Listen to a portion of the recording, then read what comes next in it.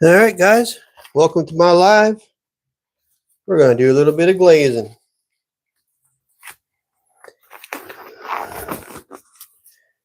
Maybe I should raise you guys up a little bit.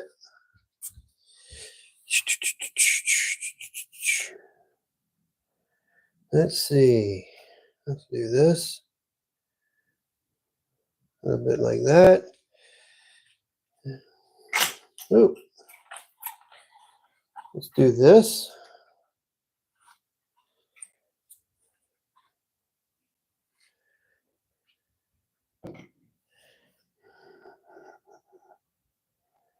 All right.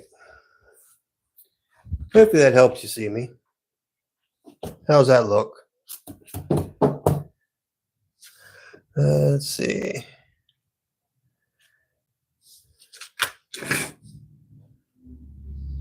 (7:11 p.m. Eastern Standard Time.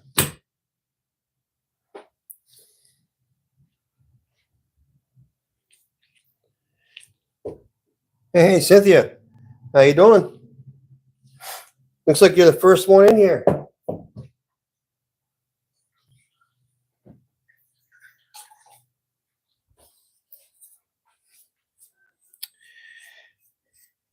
I missed you guys too, that's for sure. I missed all of you. Been busy around here, but I just finished one kiln load. So I'm glazing some more and gonna do another kiln load. So I thought, I'm standing here doing this. There's nobody in the house right now except for me and the dogs. I thought, why not get on here and at least chit chat with some people on a Saturday night. Hey, Jackie's doing good. She's on her way to Tennessee. With her and her sisters. And I believe she took, I know she took Leah's pottery down for her because I think Leah wanted to meet Jackie. So yeah, she's down. She's on her way down. So it's just me holding up the fort. Me and the dogs.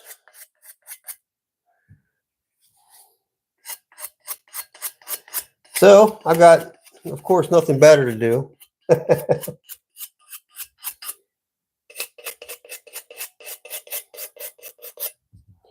So I'm gonna get this stuff done, get it in the kiln, get the kiln going for the second time this week.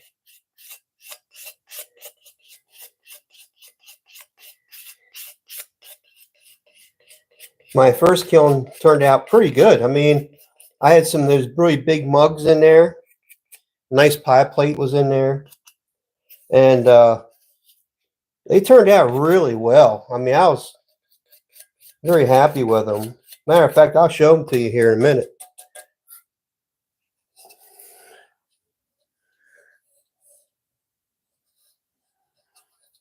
Yeah, I heard that was kind of wild last night. I told my wife about it. Kind of scared her a little bit.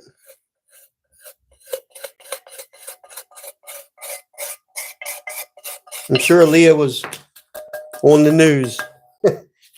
Well, I don't know. I didn't see her on YouTube. I didn't see her on YouTube. But I'm sure she was tuned into the weather.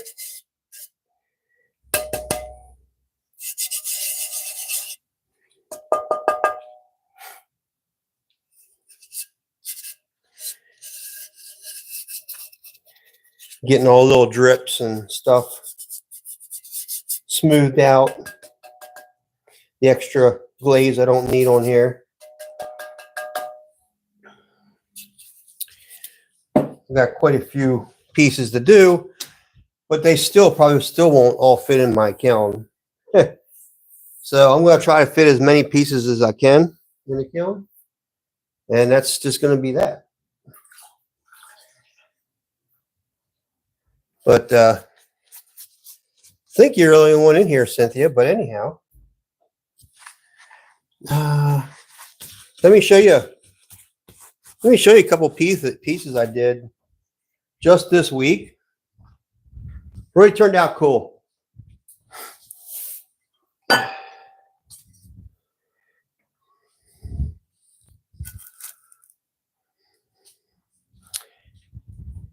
put them on my shelf, but I got to get them organized and stuff. But yeah, here's a pie plate that I did. And this is the cobalt blue. And then what I ended up doing is layering the walnut glaze in here. It turned out pretty cool, I think. Just to give it some, a unique kind of look. So I think that turned out pretty cool. I kept the edge raw clay. Of course, the edge is the blue as well, but I really like that. It turned out really, really cool. And then I have one of these, which is, put a wick in here. We usually put citronella in these from outside.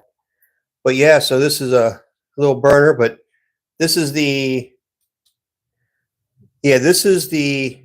same glaze you got on your piece with a walnut over top. But this is not the speckled clay that you got. You got the speckled clay. This is my regular clay. But yeah, that turned out pretty cool too. I should get some more light down here to show this, but it turned out really, really cool the way it ran and stuff. So that's one of the pieces, and then I have this one here, another burner, but pretty cool the way the glaze ran a little bit. So yeah, I got a couple of those, and I got some really big mug. I think you guys probably you probably saw me make it actually, because I made both these pieces live.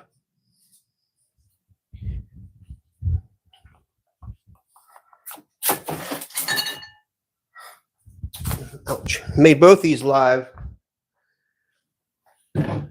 This is a huge mug. And this is actually somebody online that wanted this. They wanted it black with the walnut. And when the walnut breaks, it kind of turns blue. So kind of neat how that turned out. I don't know if the light's actually helping this or not, but yeah, you can get your hand all the way through that handle. That's a huge mug. And I got this one here. Wow, I love that. Very nice. Great idea. Nice. Yeah, I've been pretty busy. So, and these pieces are signed too. I actually signed the bottom of them. But yeah. So, been busy. So that was my last kiln load I did. And so anyhow, I got to get some more done. Get some more glazing done.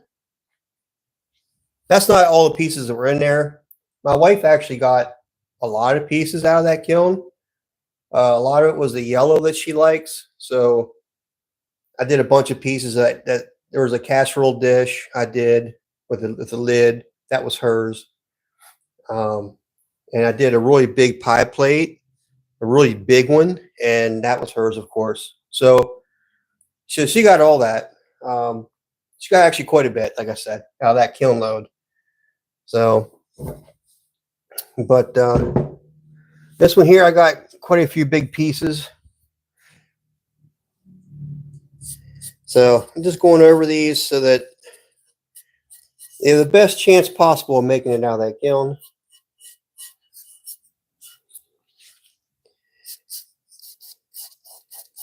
It's funny because I was firing my kiln and it was overfiring, right? So I go to a cone 6, but cone 7 was down too. I mean, it was pretty well down. And cone 6 was way far down. I mean, it was. So I went when I fired this last batch, I went to a cone 5, and it was too low. I noticed that the glaze didn't move the way I wanted it to. The cone that I had in the kiln the cone 6 did not even drop. You could tell it was starting to, but so I fired it again. So that load fired actually twice. But I mean, that doesn't hurt anything. But then it turned out fine the second time. Cobalt is great color. It is a great color, yeah. Yeah, Ren Fair. I'd love to do that actually. We have one up here in Lancaster County, Pennsylvania, a Ren Fair, and they have a potter in there. I never really looked into it as to what it would cost me to rent that spot for that amount of time they have the Ren Fair, but it's several weekends in a row up here, so it's quite a commitment. You know, there's no kiln there, so I can't fire there. So anything I'd make there, I'd have to haul it back home. It's quite a drive to get back home. But it'd kind of be neat to do that. I would enjoy meeting all the people, and I think they would enjoy watching me throw. And I'd probably sell quite a bit up there too, I think, because I could make some pieces that fit that time period for sure. Another big pie plate. This one here has the handles on it. I'm pretty sure this one's red. Yeah. I think I just made that one red. And there's another pie plate that has an apple in the middle that I made red. But I'm not sure what I'm going to do with the rest of it. So he's going to sit for a little bit. I have another pie plate. I have another one of these. Another big pie plate. But I kind of like to save these for orders.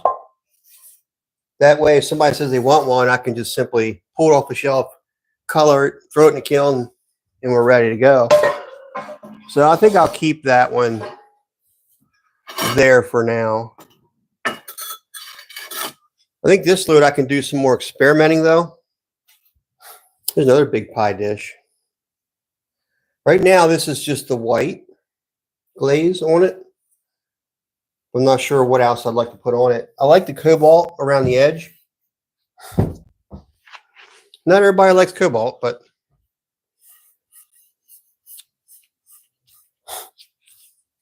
so you say you had storms. Did you have any outages, power outages and stuff like that, Cynthia?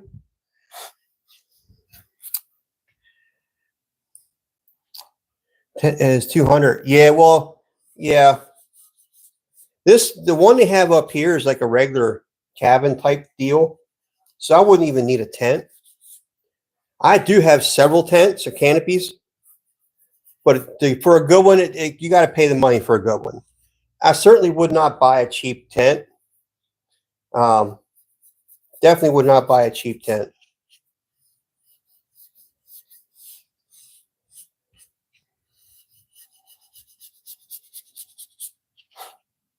If you plan on using it quite a bit, buy a decent one for sure. Can you do clear? Yeah, clear on what? Are you talking about the pie plates? The pie plate I can do clear, yeah. On white. Oh, well, yeah, I could probably do that. We're good. That's good. Yeah. Well, that's good that everything was good down there. It's been some crazy weather. We've had some crazy weather up here too. We had some really high winds up here. I mean, thank God we didn't have any outages either, but it was just really, really windy. And lots of rain. Lots of rain. And we had so much rain already this year. It's crazy.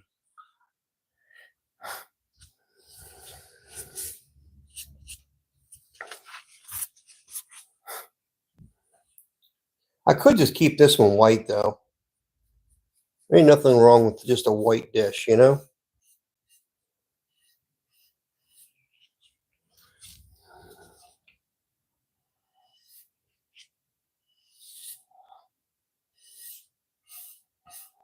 Yeah, what I found out with my clear glaze is if I put a clear glaze over top of a color, it'll make the color run.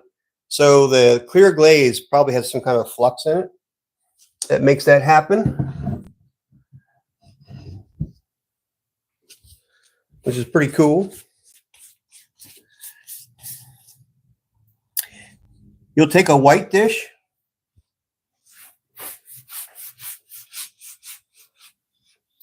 Which one, like this one here, Cynthia? Like that one there? Adirondack, how you doing? Good evening.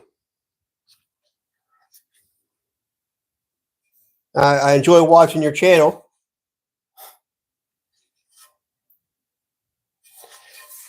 Let's see.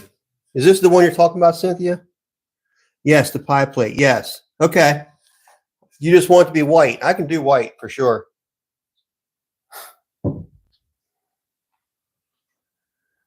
I'll do a white.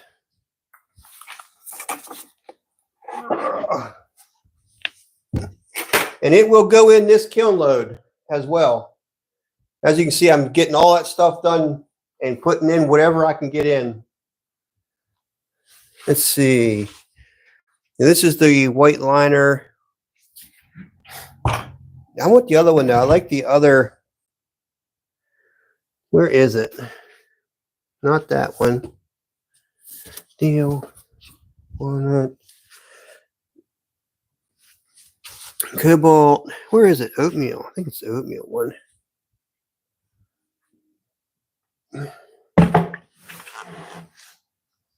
Yeah, I think the white. Okay, Cynthia. Here is the white that I have. And that was probably several coats of white. So you can see it's still transparent. But that's the white color I have. And then I have an oatmeal that's a white, of course. This is actually speckled clay.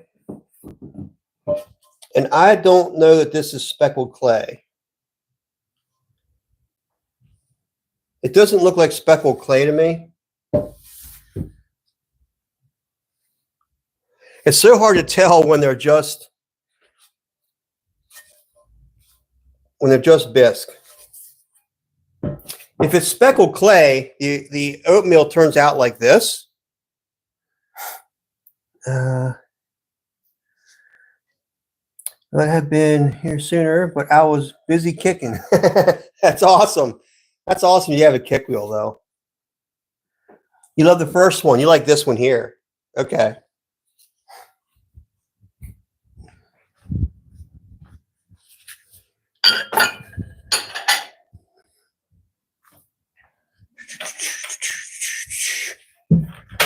That one is this one. I got to make more of this. Starting to run out of it.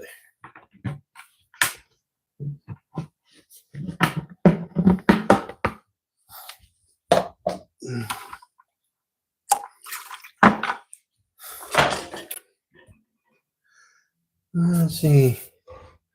Yeah, it's pretty cool that you have a kick wheel, dude. Pretty cool. I'm trying to work on, well, I haven't worked on it for a while, but I was trying to make a Leech treadle wheel, and I have it pretty far along. But the wintertime forced me out of my wood shop, and then what ended up happening is I decided to turn the wood shop into a studio. So now I'm clearing out everything in the wood shop, which is where my treadle wheel is. That's not done. So, but it's so much to clear out of that wood. It's my dad. It was my dad's place. You know, I allowed him to have the shed so he could practice his woodwork. And man, he has so many tools and stuff, and it's just crazy. I mean, we had some family stop by and get a bunch of stuff a couple weekends ago, and they had a full pickup load when they left. And there's still probably 3 or 4 pickup loads left. I don't know. It's just so much. And I've got to get it cleared out in order to be able to work in there, you know, to get a good idea of what all I need to do.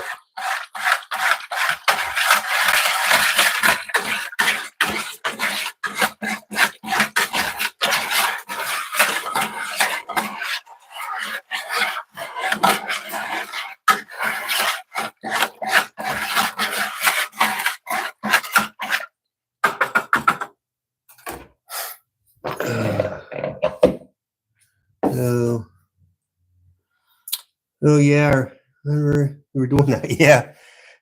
Oh geez, yeah. It's a lot. Yeah, it is a lot. You know, it's a lot to try to do. I don't know. This studio won't be done this year. You know, I'd like to have it done before the winter time. But to be quite honest with you, with all the work that has to be done here, I can't see that happening. You know, I got a regular job that I go to every day now, so that time's gone. So really all I have is the evenings and weekends, and evenings I'm down here, you know, trying to get stuff done down here. And so I don't get any time to work on the studio then either. And it's like I said, I really can't work on it right now anyhow because it needs to be cleaned out. And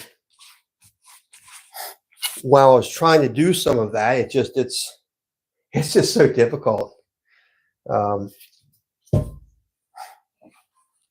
Let's see.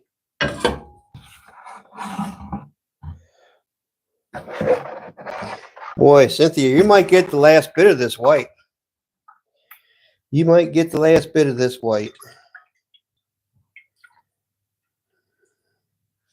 And there's still some in here, but it's getting low. I'm going to have to make some more.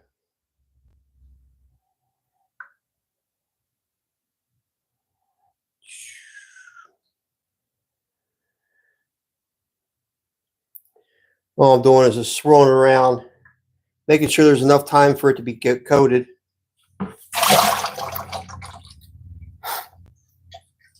And dip the rest back in the bucket.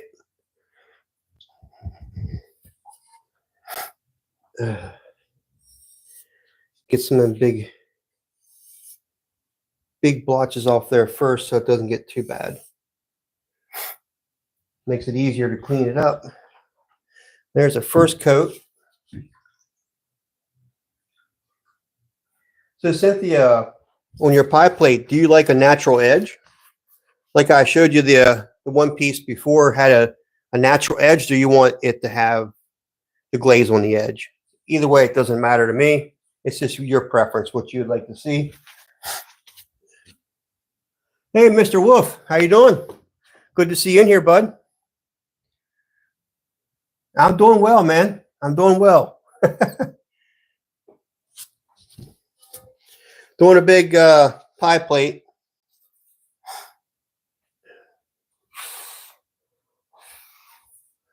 Actually, I should do a couple bowls this way too. I do have a bunch of other stuff done already. Now I'm going to wait for those until later. And here was one of the bowls I did with that white. This was one coat, and it wasn't quite enough. You know, that's why I did the other ones in like 3 coats, and they turned out a lot better. So it's just, you know, I was practicing with it, but I can recoat this one and throw it in the kiln, and it'd be perfect. It's still a beautiful piece.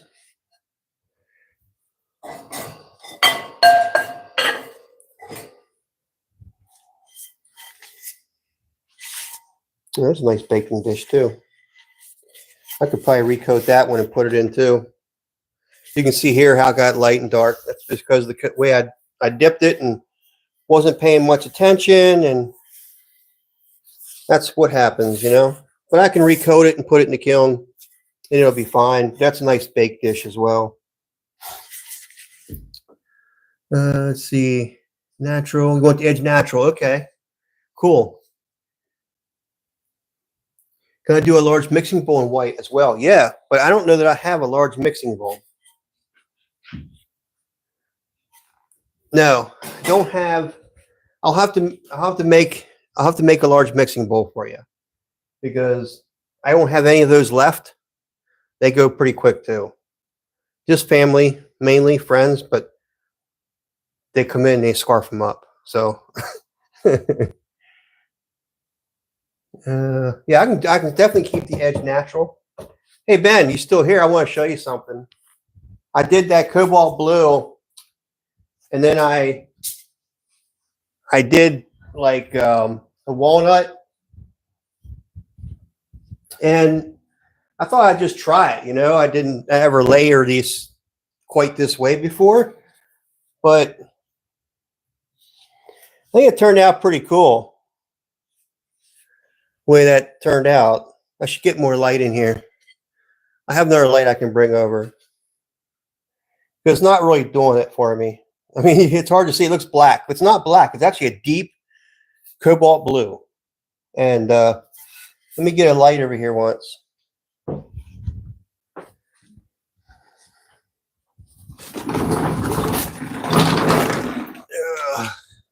There we go.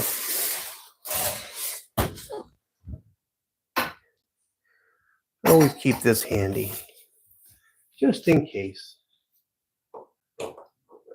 There we go. That should bring some more light into the picture. Very nice, man. Yes, that's it right there. Hopefully that light actually helps a little bit. And then, of course, I have this one here. And this one here is the cinnamon glaze I have, and then the walnut over top. And what I found too is if I put the clear glaze over top of another color, the clear glaze will actually make that colored glaze run. So the clear has flux in it, obviously, and it's making it run, which is pretty cool. So, hey Sabrina, how you doing? Good evening. So yeah, I thought those two pieces turned out pretty cool. And this is similar to what the one you like, the piece that you like so much. It's similar to that. I still have that piece, by the way. I haven't given it away. Not yet. I think I have a couple of, yeah, that one, this was the one that was actually the best one, I think. And that was pretty good too, but that wasn't quite it. This is the one that was pretty cool. The way the color ran and stuff, it was very unique. And the inside was really cool too. It's funny how it turns purple in some areas like that. Really interesting. So anyhow, I did one load already this week of kiln stuff. This is my second load I'm doing today. So I want to get this stuff done so I can start filling the shelf some more.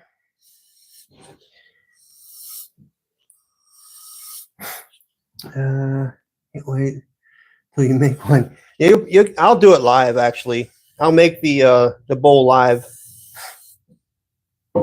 And that way,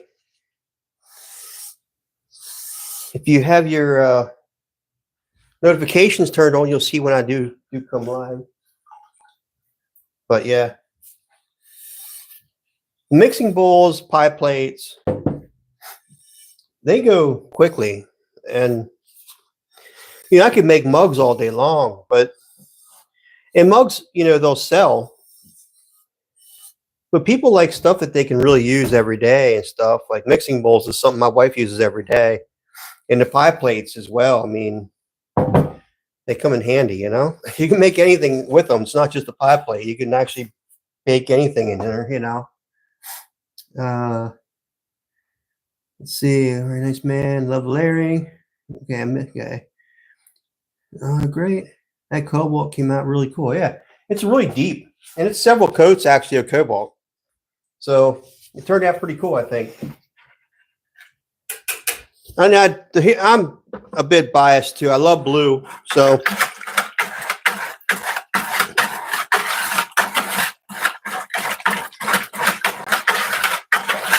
especially the cobalts where you can get them real deep and you can see through them.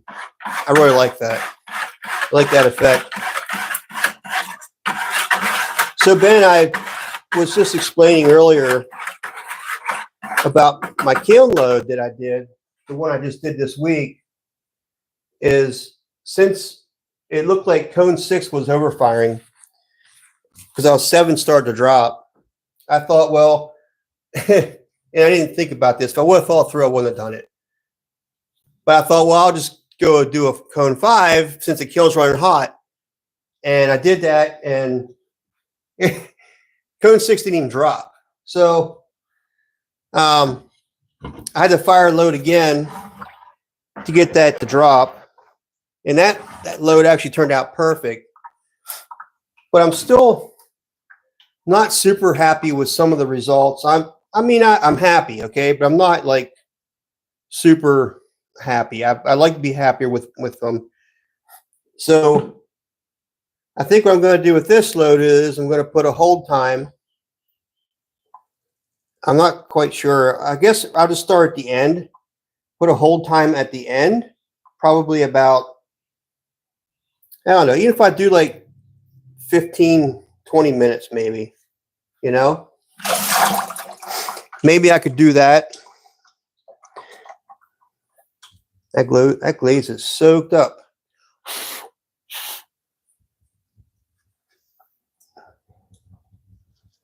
I think that's all I need. That looks thick already. So yeah, so when I ran it again, it turned out just fine. So you have to work through, figure out a kiln. I mean, it's a good kiln.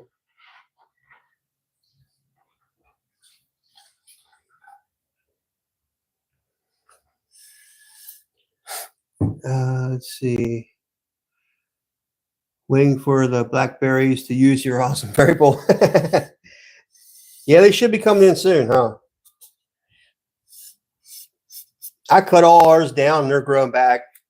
They're just getting too much. I mean, we have raspberry bushes, we have raspberries and then blackberries, and then we have blueberries. I think she planted, I don't know.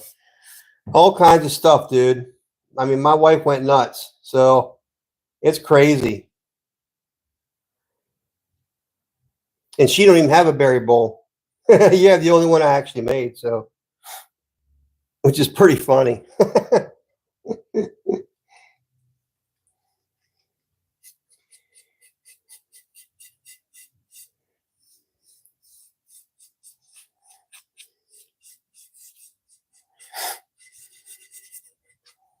Okay, I'll let that dry. That's clearly soaked in good. And I'll do the outside edge then. But I want to let this dry first.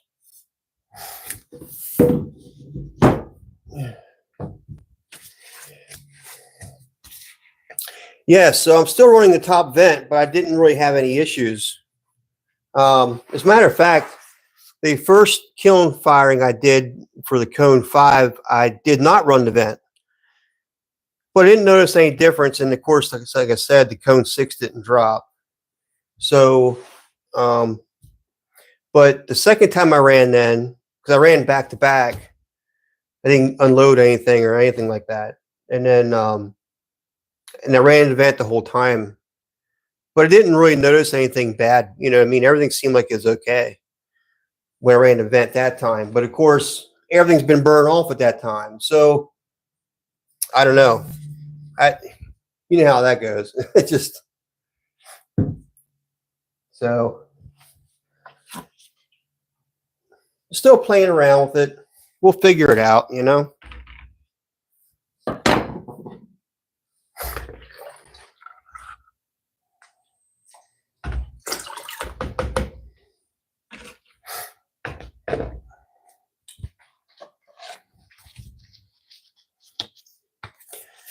I mean, I like the kiln because I can be at my day job and watch to see what it's doing.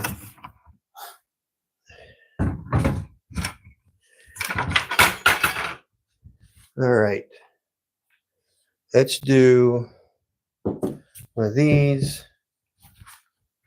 Let's do this one.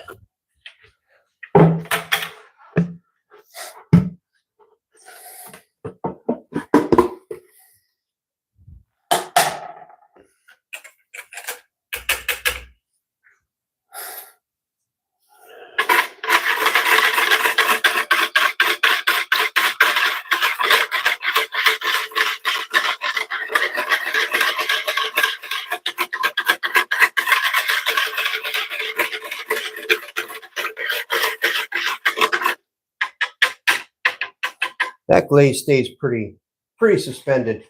Some of my glazes don't. Let's see. All right.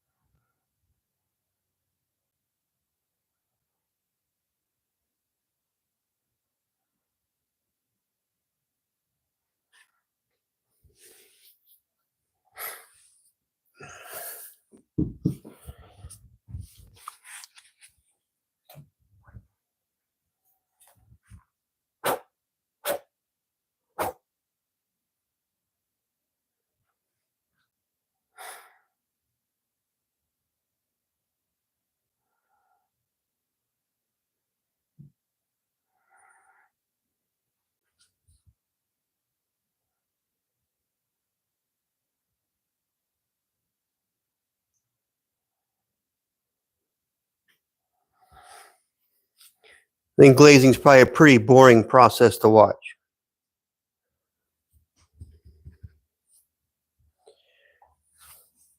All right. That was teal. I want to do a couple of those in teal. We'll let them dry, and I'll probably coat them again. Teal comes out pretty dark too, but and this is the cinnamon. That's the corn silk. This is the Cash Money Blue. This is actually a pretty nice looking blue. This is actually the Pro Series from the ceramic shop close to me, and it's actually a really nice glaze. I do like it.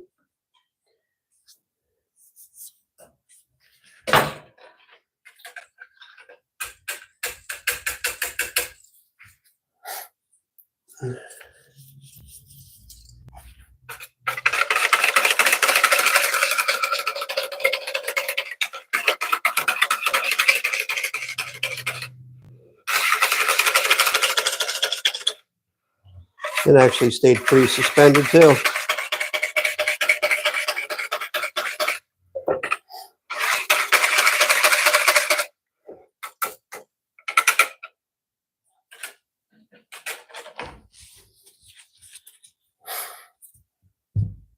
All right, let's do this one.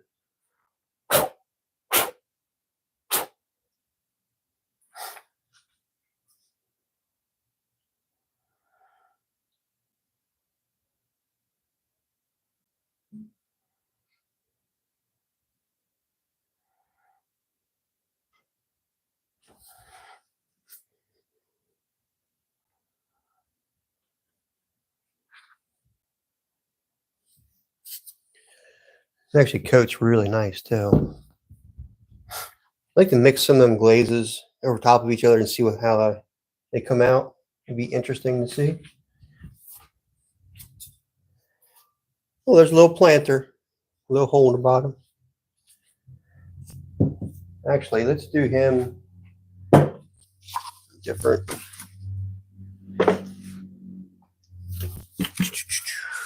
Okay. Avocado.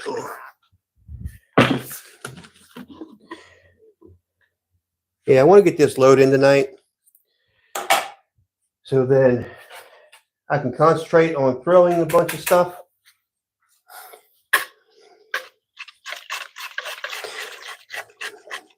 I got to get a bunch of stuff loaded in my store. I have like almost nothing loaded in there, and I just got to get the time to do it. And it's just not something that I'm very good at.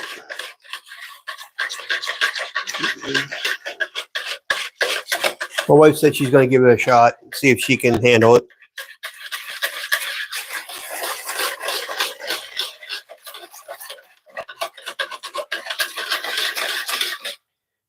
You can tell that's teal, or that's what I say this was? Not teal. This is that. Yeah, avocado. Deep avocado.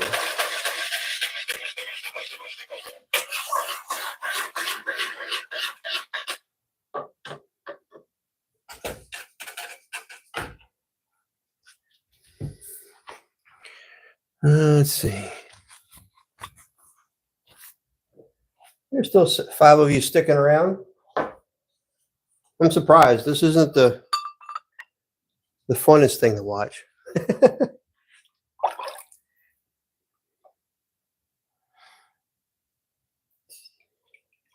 It's a pretty color, though. Really pretty color.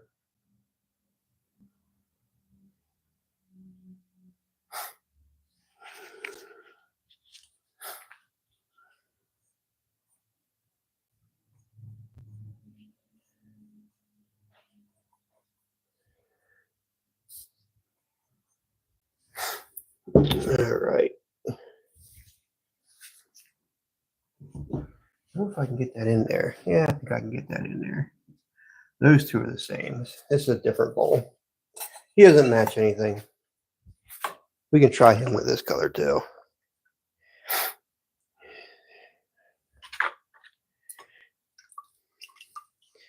I mean, the glaze goes on really smooth and easy. It's a really good coat that it puts on. In just 5 seconds, I mean, it put a really beautiful coat on that bowl.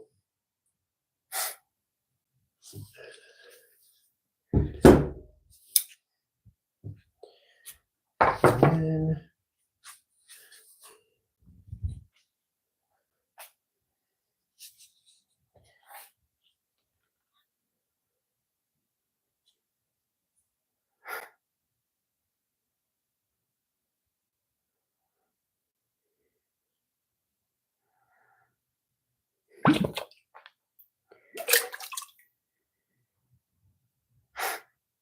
did I get the whole thing? Nope. I gotta learn that little trick where you can pop it up and then the glaze flies into the inside of it. I gotta learn that trick.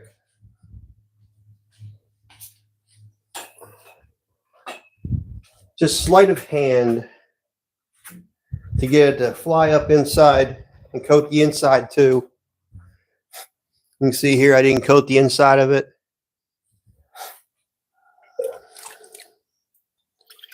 Well, I'll just pour some glaze in.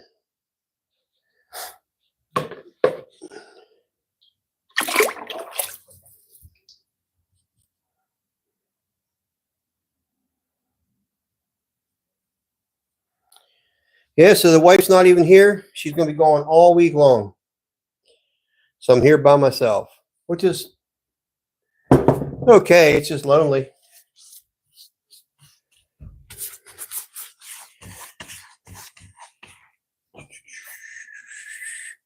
I need filler pieces in my kiln. These big pie plates will take up a lot of space, but it's good to have this little stuff to kind of sit around, take up some of that room,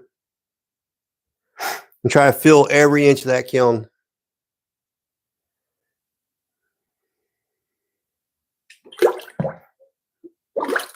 I'm not sure. I don't know if these are just too tall. I can't get that to fly up in there.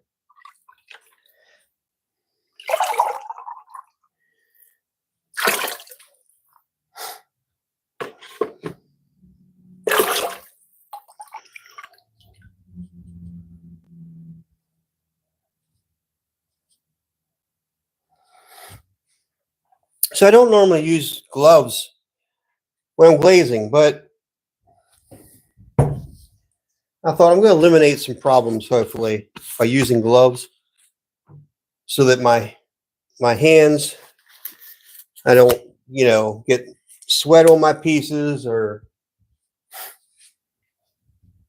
try to keep them as clean as I can while I'm doing this.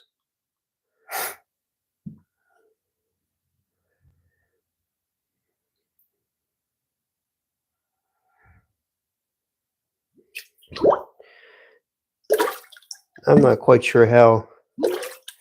It comes up a little bit, but it's not enough to fill the bottom of that piece. That's okay. That's why we have pictures.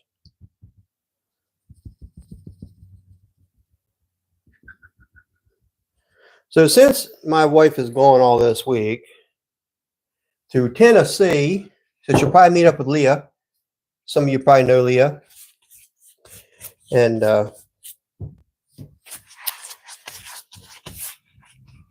she's definitely going to meet up with Leah and drop some of the pottery off to her, which is cool.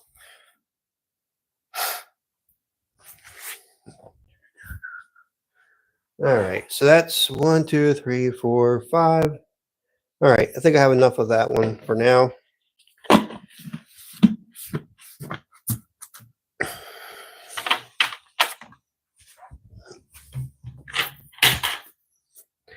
And actually what I should do is coat this one again.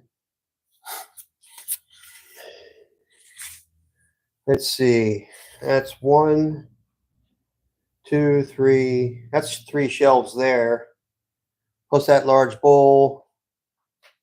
I'm not going to have room to put this one in.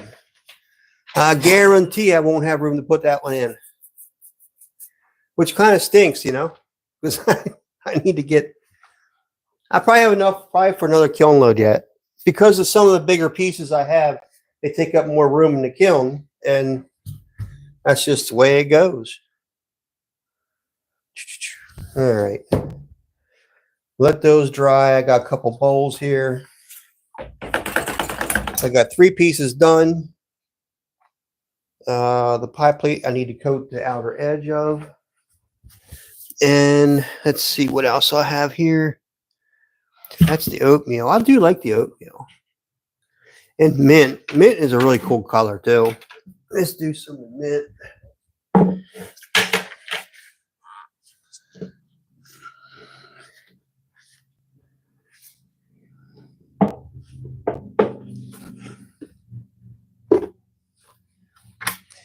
That didn't stay up at all. It needs some Epsom salt. Let me clean this out.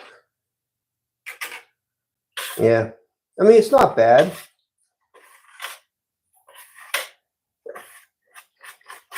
Needs a little bit of Epsom salt to suspend it.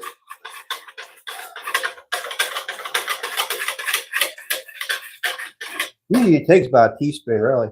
It's not really a whole lot that you need to suspend a glaze. But it's the magnesium sulfite that helps it suspend.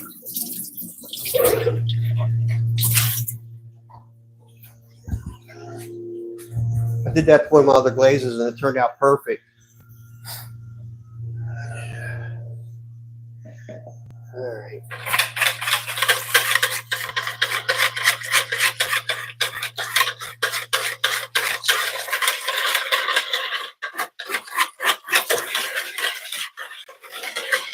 Also, the thing I'm going to do is I'm going to start buying some Amico glazes and start checking some of them out and run them through a test and to see what they look like. I mean, I used to always use Amico, and I thought, well, let me try some Coyote glazes because I like the way they look, but I don't like the way they perform, if that makes any sense. I don't like that most of them, I think they do well, right? I mean, if you're not expecting for anything to run, I like the runs in my glaze. I like my colors to blend and stuff. I like to just have some cool looking pieces that way. And if you like that kind of stuff, then some of these Coyote glazes do not blend like that. They don't run at all. I mean, I think they're formulated not to, and so. But most of the Amico glazes I had, they all blended. I mean, they did really well, which so I'm gonna go back and try some more of those.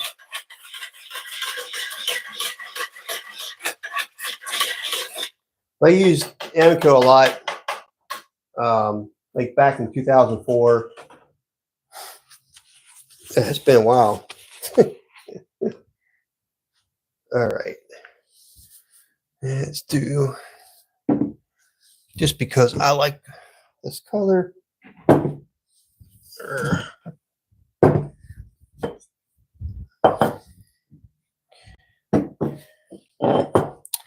Let's see. We are here because we support you. I appreciate that, Cynthia. I appreciate that you're supporting. Just hanging out, you know, it's cool.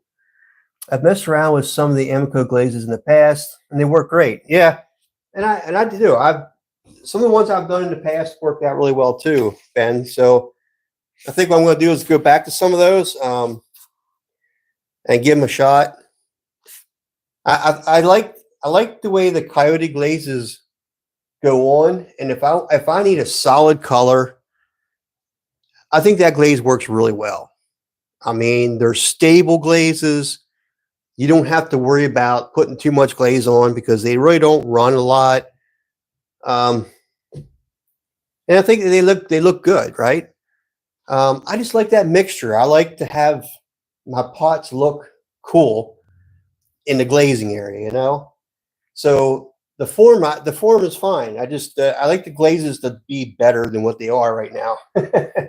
You know, you're kind of expecting something different. You know, it's like when I open a kiln load, it's like everybody's like, "Oh, I like them. Everything's good." But I'm thinking back in my head, like, "Well, it's not exactly the way I wanted it to happen. I wanted to do this, or I want it to turn out that way." And you know, all us potters go through that. I think that, you know, we have that perception of what the piece is going to turn out to be, and the kiln lets you know that you're not in control.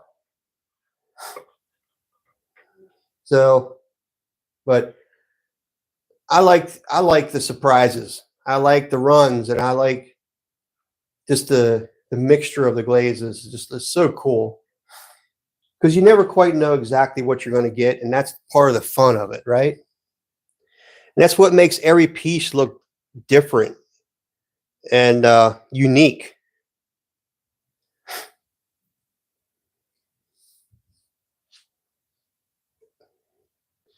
I'm not a person that has to have glazes match perfectly, because they probably never will, right? They'll be always close, very close. But an interesting piece when you pick up a piece of pottery is first the shape, right? I mean, usually when I go to look at a piece, the first thing you do is, of course, you notice the color or the glaze. It's the first thing that draws you in. And then it's like once you pick it up and start looking at it, and you're drawn into the glaze, right? The way the color is and all that, and you get to feel the shape.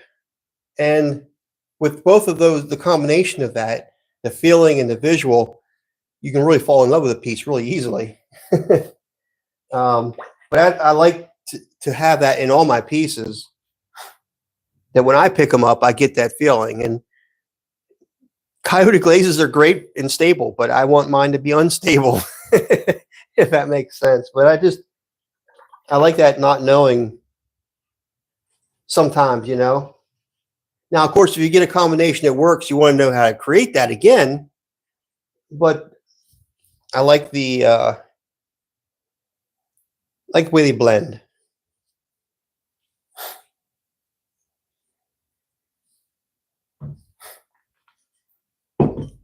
This is the mint glaze. Looks really nice. It's hard to tell it from the deep avocado, actually. Of course, you know it right away in the kiln.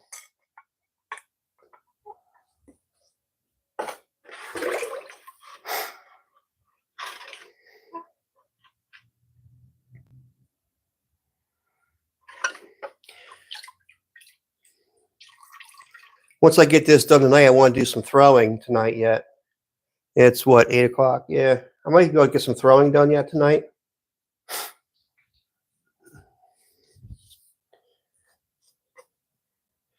And maybe if I do some throwing tonight, maybe I will do a live, if I'm not already live.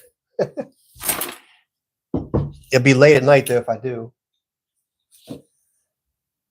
Probably get a lot of people from India being on that late at night.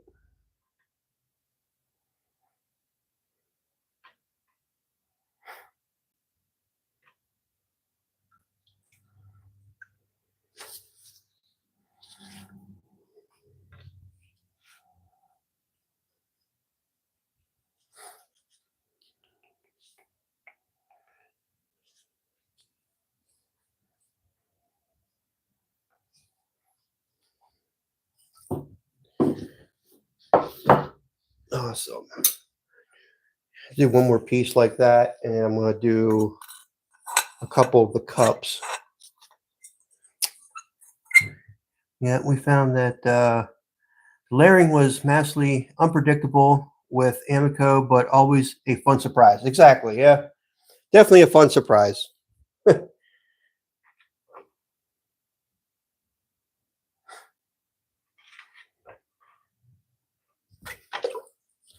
Yeah, because you know, some of them pieces you get out of it, you're like, I'm not selling that piece. It's just like, that's just way too cool.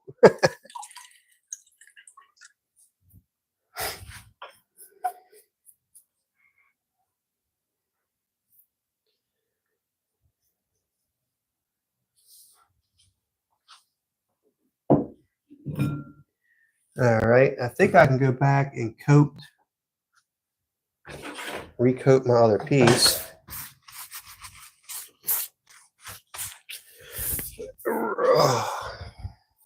Oh no, that's still too wet.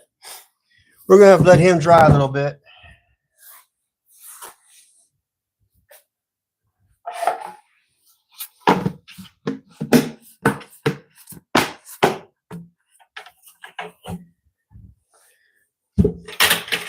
Let's see. Oatmeal. I love oatmeal. Yeah, I love oatmeal. I've got to get some more of that other clay, the speckled clay. I really like it. I didn't think I would like it that much, but I really do like the speckled clay.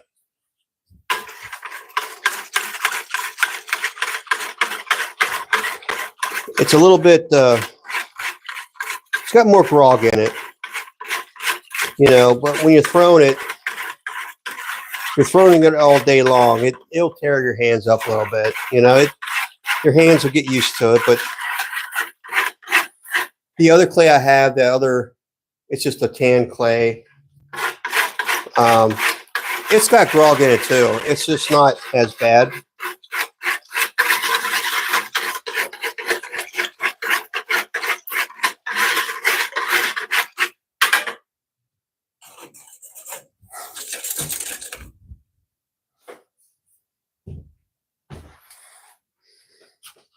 Oh, hey, Leah. What the heck? You didn't get notified. Well, I'm sorry.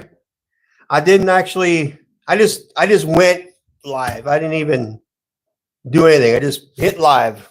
That was it. So, Anad, hey, how you doing, Anad? Good to see you in here, brother.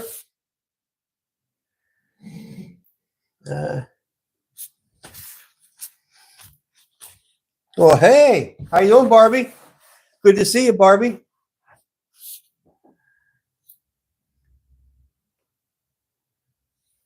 Yeah, now everybody's starting to come in. You're all just about an hour late, you know. I'm just picking. Let's see. Let's do.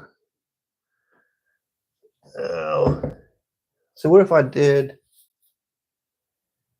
white over top of that yet? I don't know. I think this will look good just the way it is. I think I'm gonna do this though. This I will do.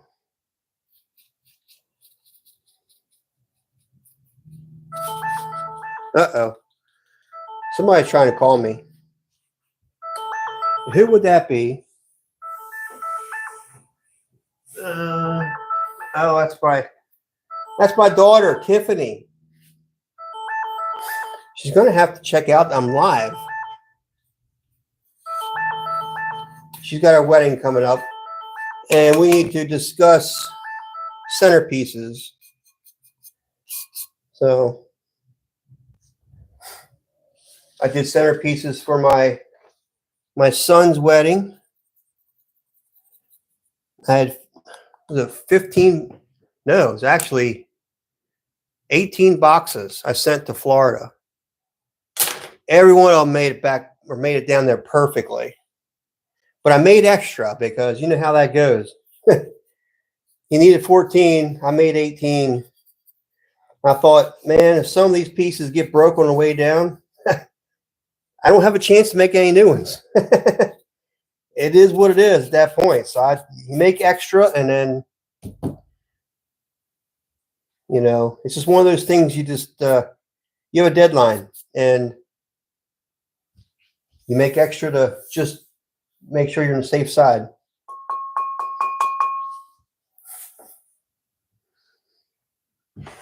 All right. Wedding. Yeah, centerpieces. Yep, centerpieces. So they're always fun to make. I think I showed them on my Facebook page, I think. A bunch of them that I did.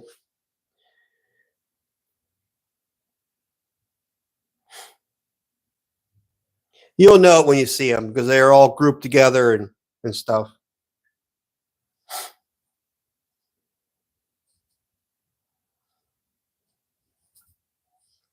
But I want to do some glazing tonight, and I want to fill my kiln up tonight. And then what I want to do is I want to do some wheel throwing. Wheel throwing, you know what I'm talking about? Wheel throwing. Not real throwing, just wheel throwing. But yes, I want to try to do some of that tonight. I'm here all by my lonesome.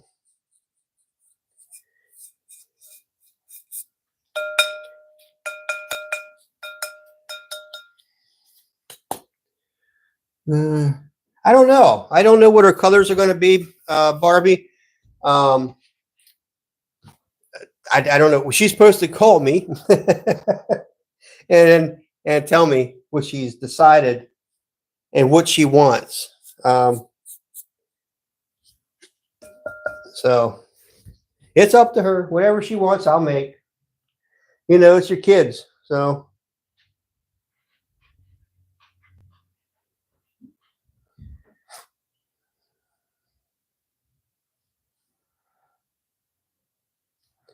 I like to make, you know, pieces for the kids because they'll last forever.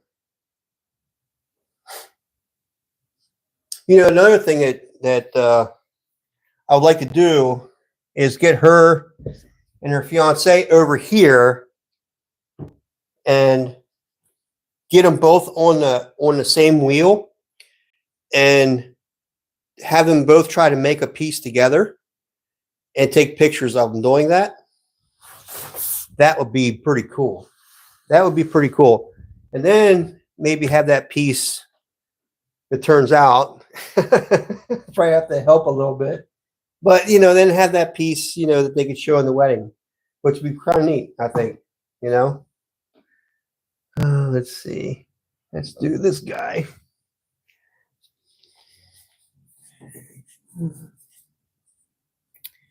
Let's see. Andy's getting me an exact address so that we can get together.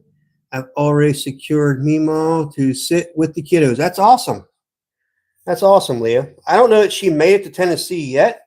I think they stopped over in West Virginia today. And then they'll travel the rest of the time down to Tennessee.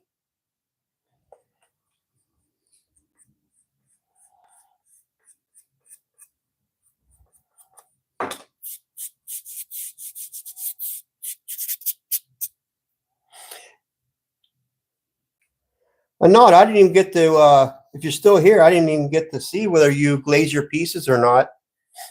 I'll have to check that out and see. I did see one of your firings and all, which is pretty cool. But I like to check out, see if you're glazing anything, and how you're glazing and stuff, if you are.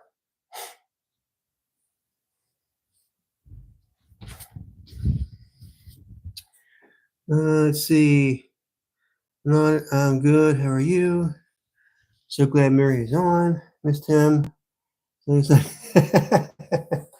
gonna bring some goodies with me. Awesome. Yeah. She's got 3 sisters with her. And her niece, I guess. And a couple dogs. Oh, hey, Gail, how you doing? Yep, you'll do anything for your children. My son and his girlfriend of 4 years just came back from Italy. Wow, that's awesome. And got engaged over there. That's cool. So the wedding within the next 5 years will be my story too. Yeah, that's cool. That's really cool. And I bet you that was pretty awesome that engagement that they had over there. I bet that was very magical. It's nice to see you too, Gail. I'm glad to see you're in here. Well, I don't know if I can hang on to that one. I left the foot on there, but I'm afraid I'm going to lose the piece. I already dipped it a little bit. Let's just try it.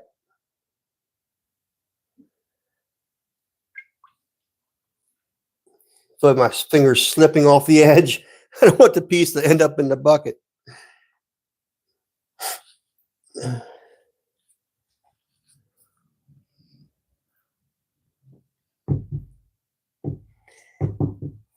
Yeah, I'm doing good. Jackie's on the road with her sisters, heading to Tennessee.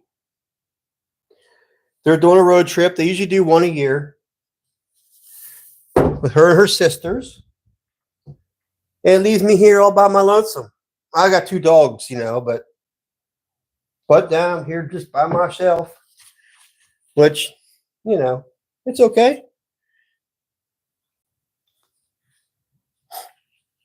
So what I might have to do is make more lives this week. So I get to talk to somebody.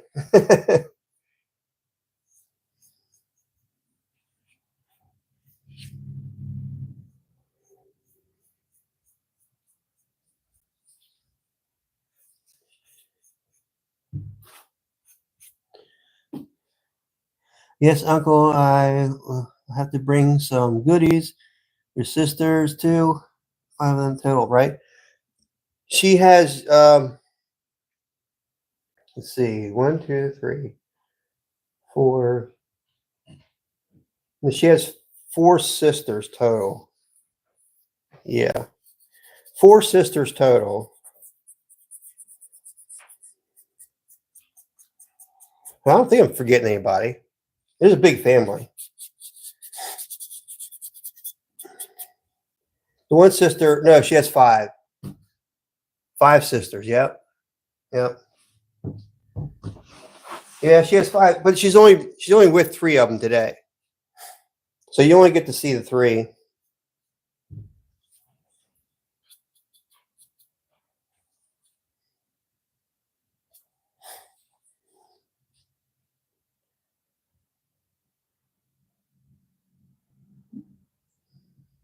Yeah, she has 5 sisters and a brother.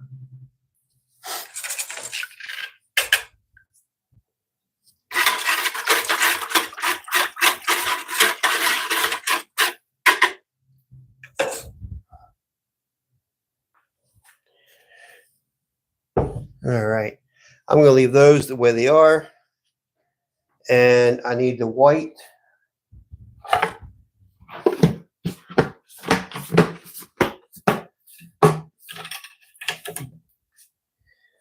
Need the white glaze. No, it's right here. I need to make some more of this. Getting low.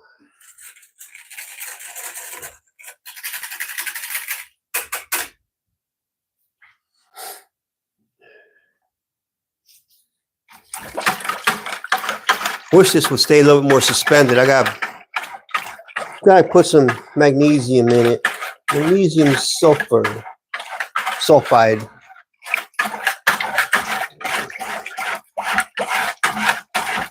I think when I make this again, I'm gonna put a little spoonful in.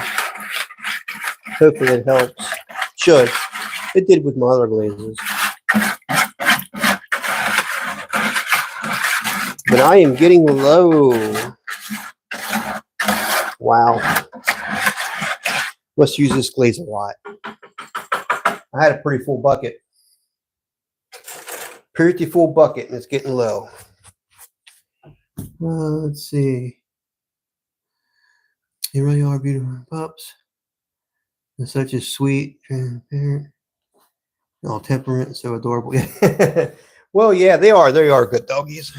They are very good doggies. I love them. Although, you know, I'll never get a little dog again. I won't do it. Little dogs are great, probably, especially if it's by itself. And especially if you have 2 female dogs, I swear, I don't know anybody else, but 2 female dogs just don't get along. I don't know what it is. They're very territorial with their stuff. They'll both fight each other. Like if I let one outside and then it wants to come back in, the other one doesn't want to let that one in the house. And it doesn't matter which one it is. They both do it to each other. And just like in the yard, if you watch, when the one goes out and does her business, you let the other one out, she has to go in the same daggone spot. I mean, they're so competitive with each other. I mean, it's just unreal. So competitive with each other. Let's see. Barbie, wish I could take one, Barbie. Sadly, Bella is an only dog. She doesn't always play well with others. Yeah, they are that way. They can be. You currently have 6 little dogs, or 6. Oh, you have 6 female dogs. That's right. You had a litter. That's right. I remember.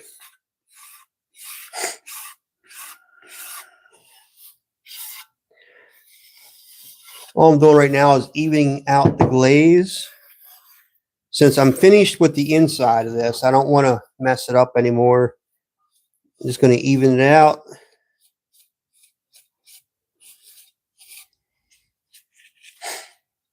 I took a credit card. Now I have different radiuses on each of the corners. And so now when I go to get in these corners in here, I can fit the same radius in there and just smooth it out so it doesn't get too heavy, you know?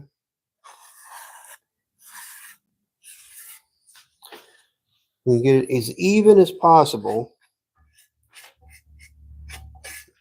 so it looks pretty.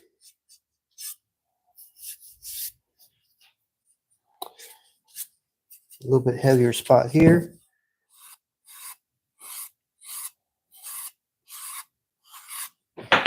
All right.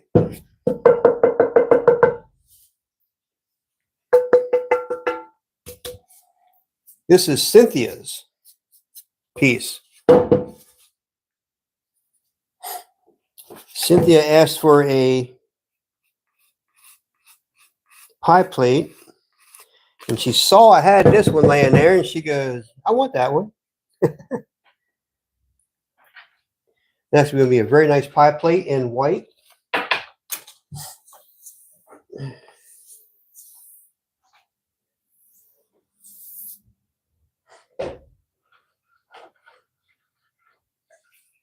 And it will get done this weekend. It's going to go in tonight. Loading that kiln up tonight. And this is going to make it in. So regardless, it will be done by Monday. And give it a nice natural edge. I like the natural edge. I really do. Since I made that one dish, let's see. Now, let's see. Our 8 puppies. I have 5 females, 3 males, and I need to take some updated videos. Yeah, we don't want any more dogs here. We already have those too. I didn't watch. Oh, I don't watch those housewives shows, Harry, but I imagine it's the same as what you are describing. All the ladies here. Well, yeah, they do. Yeah, for sure. Ben. Yes, they are getting easier.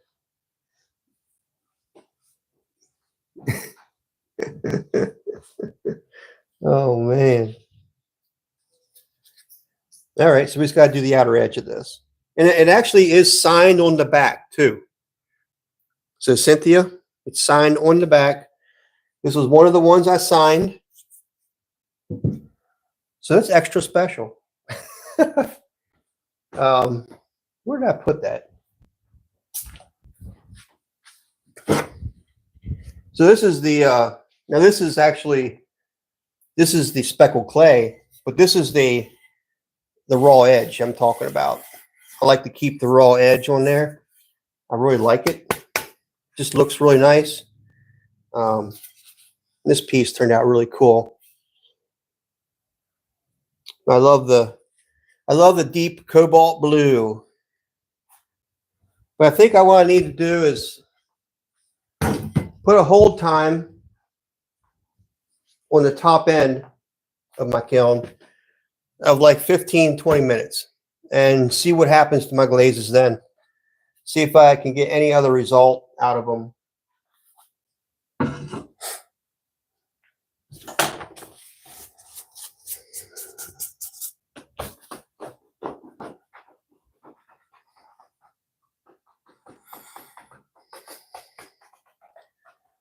Let's see.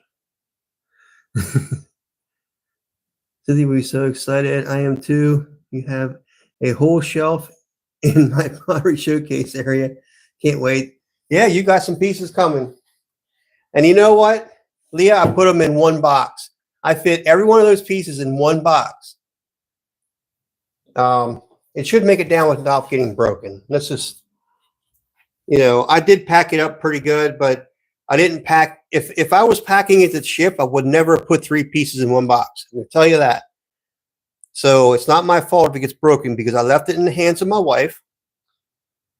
And it's supposed to be in her car the whole time. Well, in her sister's car the whole time. So it should not get dropped. But if one piece gets broken, you're just going to have to let me know.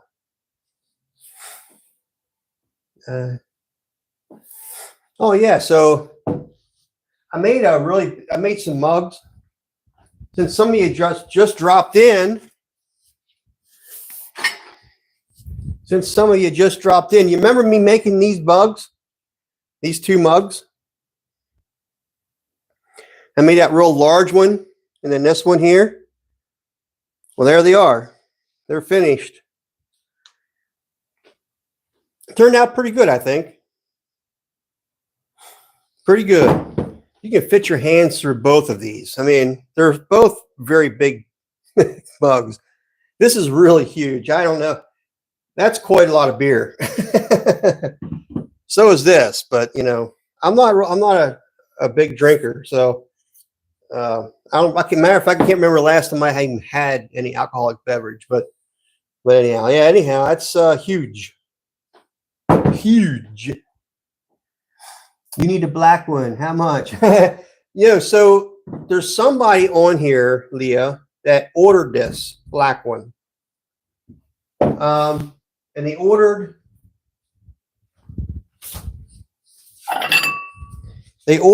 also the black bowl. They ordered this as well, these two pieces. And I gotta check my email and see who that is, because I think they sent me an email. So anyhow, somebody did ask for these. So that's why I made them black with walnut. That's why they are what they are. Passerby, good to see you in here, bud. Oh, thank you. Thank you, Gail. Thank you, Barbie. Yeah, I think they turned out pretty cool. Let me see the inside of this one, where the glaze just ran. This is the oatmeal glaze with the cobalt blue over top.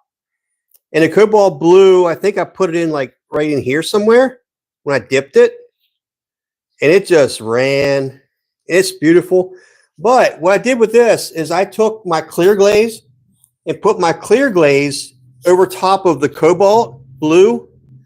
And I think the clear glaze has a flux in it. So it ran, which is pretty cool.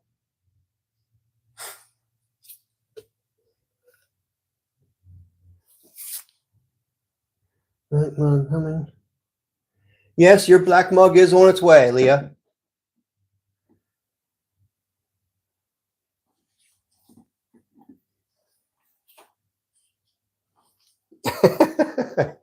I'm glad to see you in here, passerby.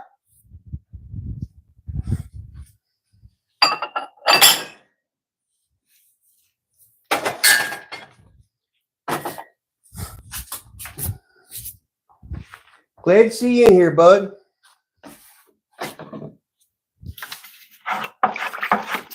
Glad to see all of you in here, actually. It's been a while.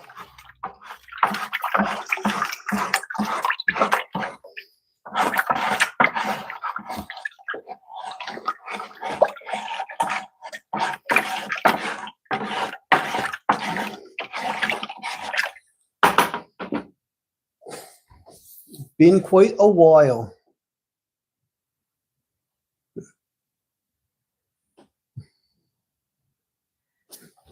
M8. M8, is that what he wants to be called? M8? Oh, you're mate. Mate. Gotcha. All right. I was born at night, but wasn't last night. I figured it out.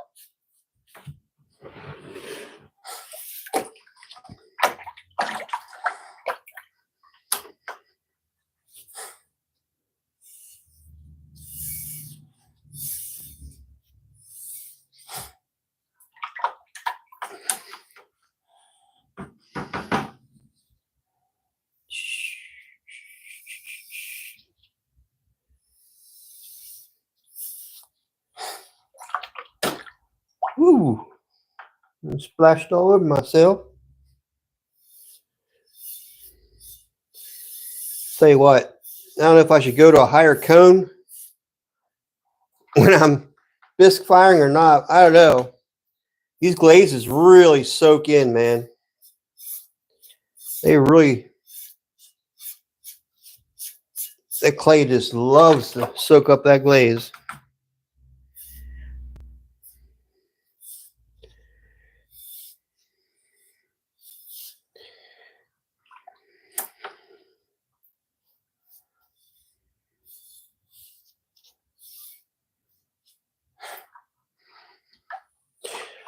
Let's see.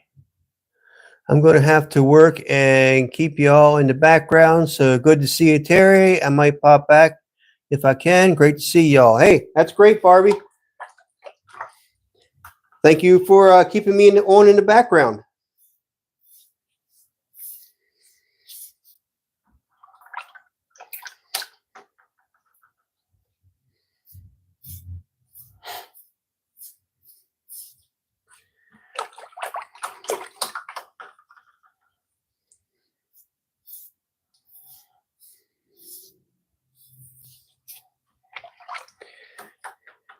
I also have pieces on the shelf in back of me. So everything I have on the table is not everything that's going in the kiln. I do have more pieces to go in. It's just that these big pie plates take up so much room in my kiln.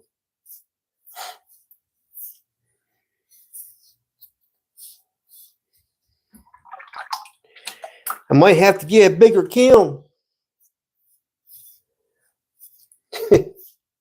My wife would have a coronary. She just got this kiln. Well,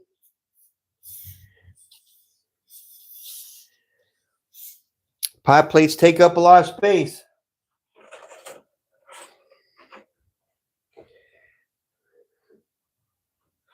Yeah, I'm glazing myself. The gang is back. Yeah. What cone do I biscuit at? I biscuit at 05, which I might need to go a little bit higher, maybe. I don't know. I don't know. I didn't try. That's one thing with bisque firing. I never tried anything different than 05.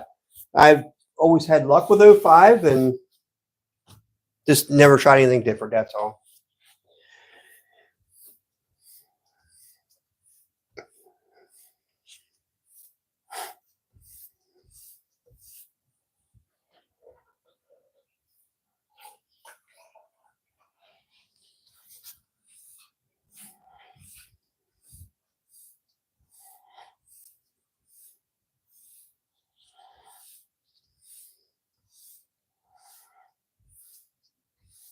Well, I was thinking I might go higher just to help burn off.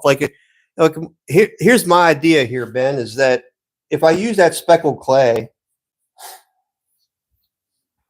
I like to be able to try to get as much of the gases out as I can of that clay, before the glaze goes on. So if I bisque fire to a higher cone, I would think that would help me. You might tell me I'm wrong about that. I don't know. That's kind of a question, right? Because I never tried anything different than the 05. So maybe Gail has an idea too. I don't know.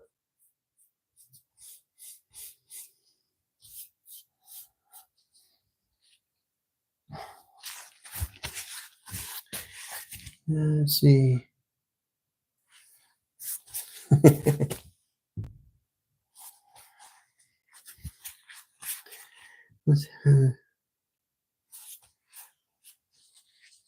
You just have to fire more often.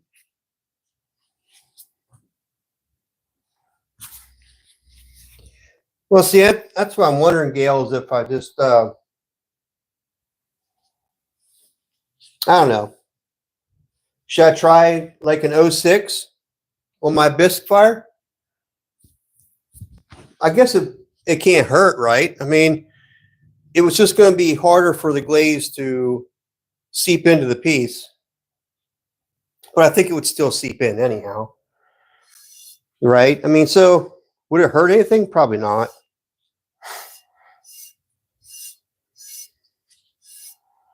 That's my thought anyhow.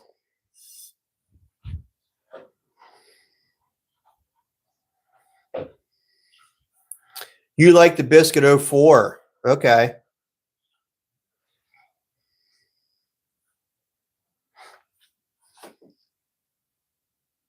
03. You failed chemistry. Okay, Barbie. That's fine.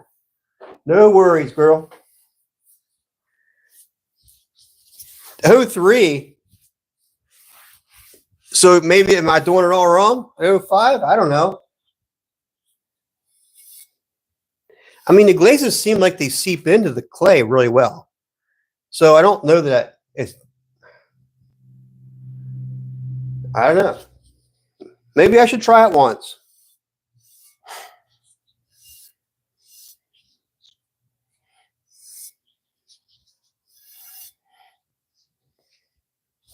So they wouldn't hurt to try it.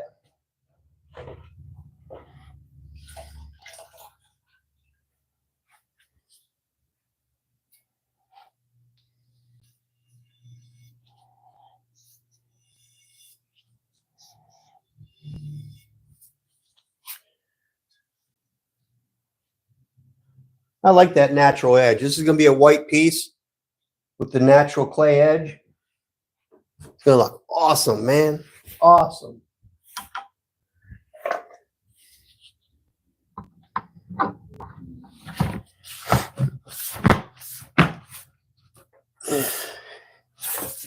This is my gloss white liner. So it will look like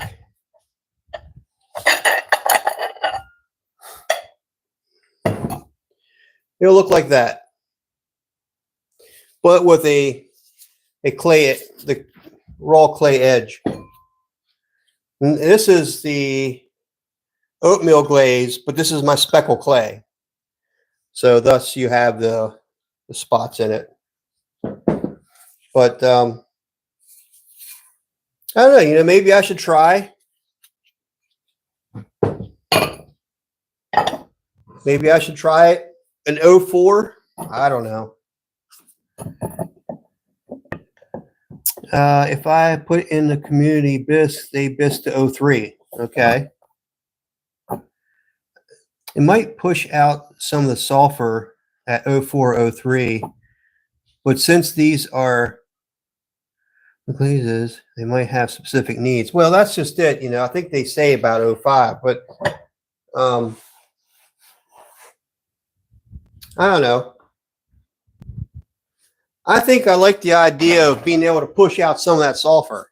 You know what I mean? That's my thing. Is I think I would like to be able to do that because I still get some pinholing on some of my pieces. And it's not like it's a true pinhole. It's like it doesn't go all the way to the clay body, but it's like a dimple, and it's almost like it blew out and closed up. And just didn't close up enough. That's why I want to put a hold time on my back end of my kiln load, thinking that might help with that as well. But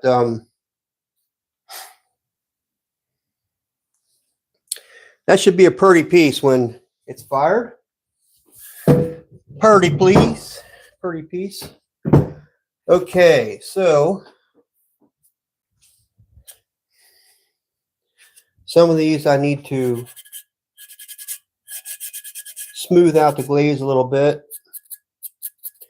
Little imperfections that happen when you dip your glazes.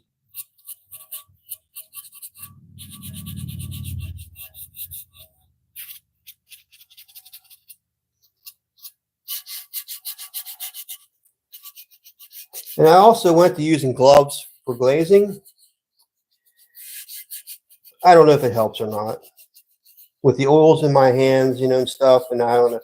I don't know if it helps or not. We'll find out. The last load I did turned out pretty good. What is the gloves? Who knows? I don't know. I don't know for sure.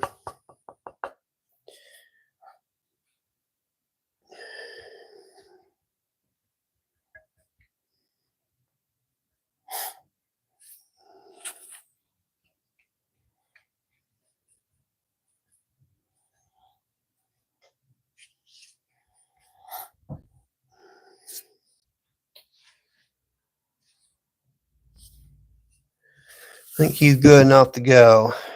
How about this one? He's got some spots on him. Let's see.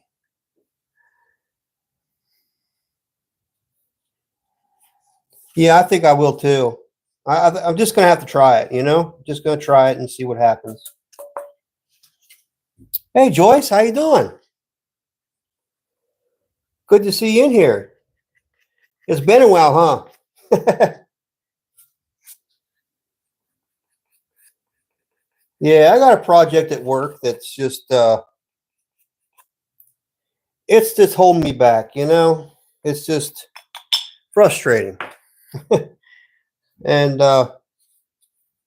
sometimes it's difficult to just be in the mood to come down and throw and go in line with a live. It just sometimes I need to be just throwing and just be at one with my mind and kind of think through some of the design uh, things I'm going through.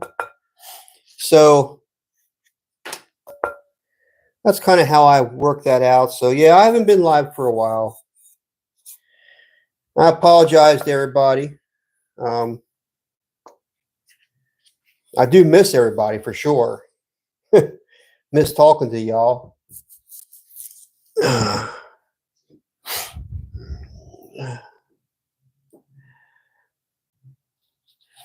How low fire clay that the kids' classes use fires at 06, a once fire. Okay. And they use underglazes and teachers glaze. Okay. Well, you know what, Gail? The next bisque I do, I will do it at 04 and we will see what happens. I really should try 03. Now that Ben said that, it kind of made me think about that a little bit. And as I'm standing here talking, there probably wouldn't be a bad idea to try an 03 to see if it does burn off some of that, because that's what I really would like to have happen.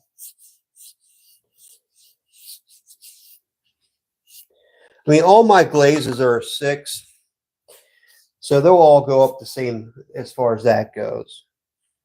As far as a bisque fire, though, I don't know what they need as far as a bisque fire, but I can't imagine that if I went to an 03, that would be too hard for the glaze to go in.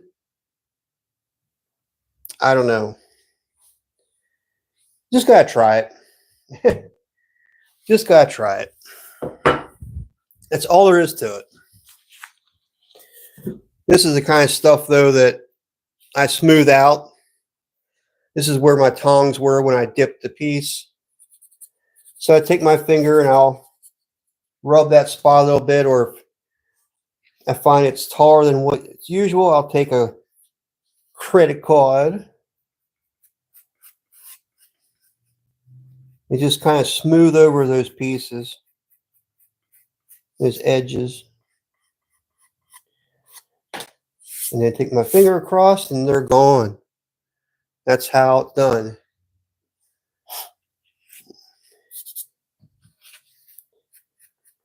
So Joyce, it's good to see you. Hope you're doing well. We've got the whole gang in here. Leah's in here. She's putting the kiddos to bed. I think Cynthia's lurking. I think Barbie's lurking. Ben's here. Ben's in here. We got Gail in the house.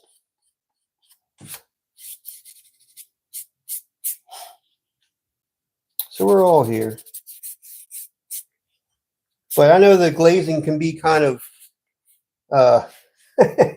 not as fun to watch. But it has to be done, and I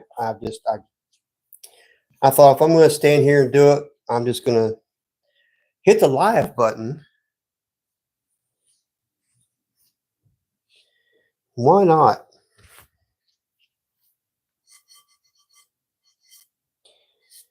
Why not? Get to talk to y'all again. Oh, there's some inside. That's great. Good to hear.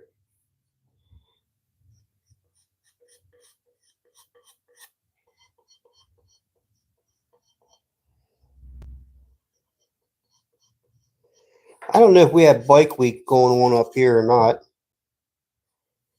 I'll tell you what, there's a lot of bikes out. Man, I was actually thinking about going outside and throwing because it's actually a beautiful night. It rained in the morning, but it turned out to be a really beautiful day afterwards. And thought about dragging my wheel outside, but motorcycles, holy smokes. Although this mic that I have should drown out a lot of that. There we go. Beautiful bowl. I like to take my wheel outside, be out in the nature, throwing.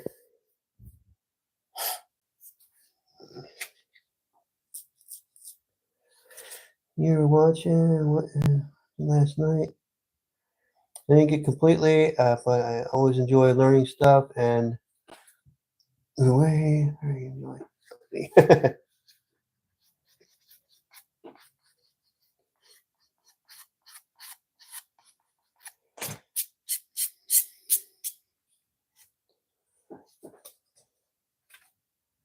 Fabian.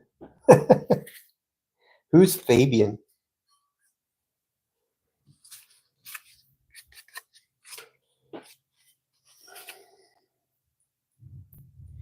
Very miss my area, but the storm chasers.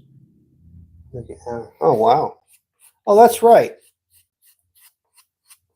Cynthia was telling me about a storm. And I told her, I said, yeah, well, Leo's probably out there watching the weather.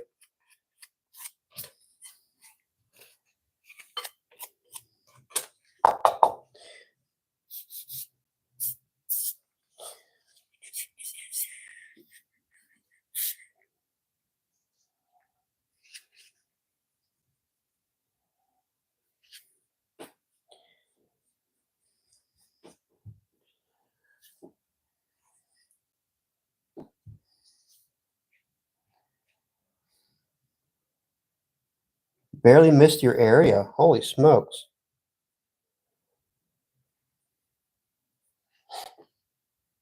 Well, I'm not even sure what area you're even in, Leo. So if I saw a storm, I wouldn't even know if you were close to it or not. You guys get a lot of storms down there, don't you?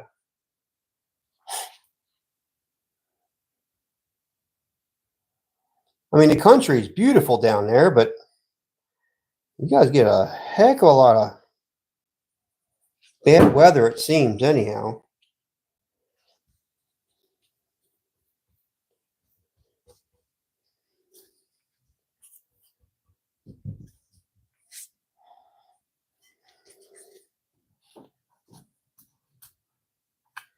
Really close, and it was finally hit us about 3 a.m. Wow.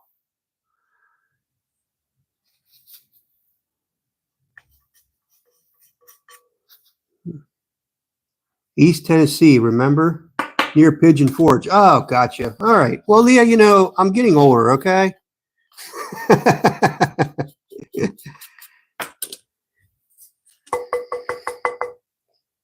Oh, my.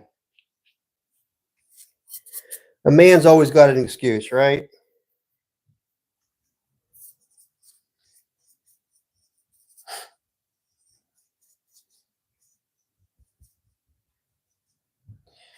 All right.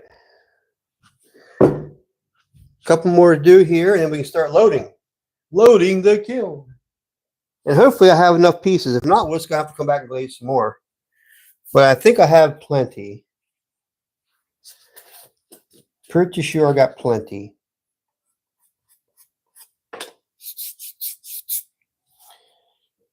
Let's see. Yeah, the valley gets hit pretty hard.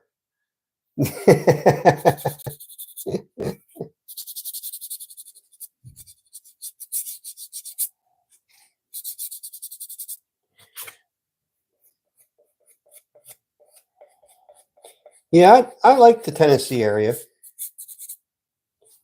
It's pretty nice. Well, my wife likes to be close to the beach. She loves the beach. So that's why I say, maybe move to like North Carolina, something like that. Maybe an hour away from the coast. Because I'm a country boy. I like to be in the country. I like to be, I prefer to be in the mountains. And my wife, she loves the beach. I think she'd live on a beach if she could. She just loves that beach. She likes to soak up the sun. I'm just, I can't just lay on a beach. I know women are different. I, I'm just not that person. I can't just lay there on the beach on the hot sand and the hot sun. But to each their own. That's why we're all a little different. It makes us fun. Let's see. We had last night and a tornado warning. It scared Bella and me. Went down to the basement. Yeah, it got really windy up here, Gail. I mean, it was blowing. I mean, and it was weird because, and you said about tornado warning. I mean, we had winds coming from different directions. I mean, one time it would be blowing like on the front of the house, and the next time it'd be blowing from the back of the house, and it was bad. I had to close the windows last night. It just got that bad. So yeah, you saying there was probably a tornado watch or a warning. I could certainly see why, because of the way the wind was acting. It's just all over the place.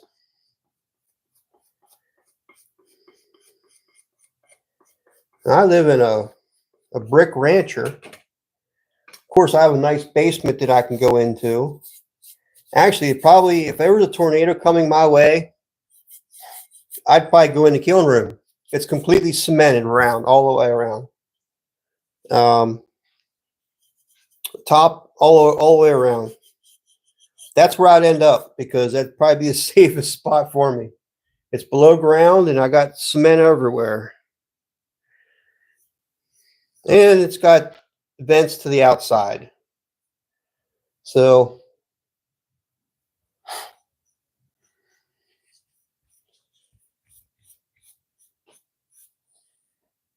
all right.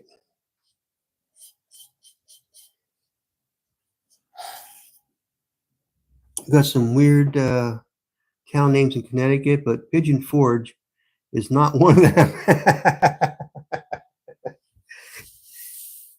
Well, Ben, it's Tennessee. So,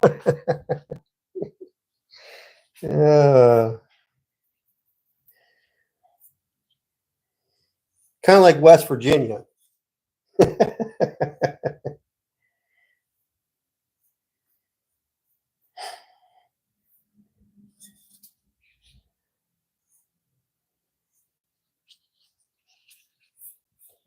My one guy I work with has a company down there in Tennessee. He has his own business. His partner works the business down there. He works up here with me, and but he's still he's logged in on their computers down there all the time and working and stuff, and plus doing work up here. It's like, why? Why would you do that? He's a mechanical kind of guy, so he likes doing mechanical engineering. Does not have to do with that, so he does a lot of 3D printing, and so it does nothing to do with mechanical. But he got into he and his buddy started the business when they were in college. It actually started out as a college project and turned into a business. So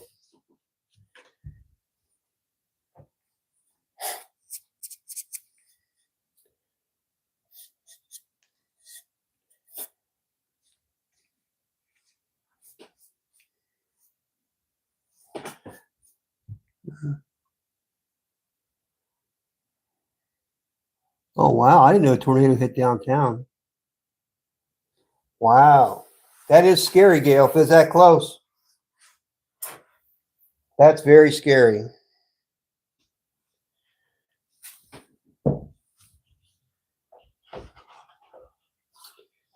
Guys, I'm about ready to start loading this kiln up. I think I have about 3 pieces here. I need to kind of go over here a little bit, and then we're going to start loading the kiln. And hopefully I have plenty to fill it. Looks like I'm going to have to do a slow fire. Some of these pieces are a little damp yet.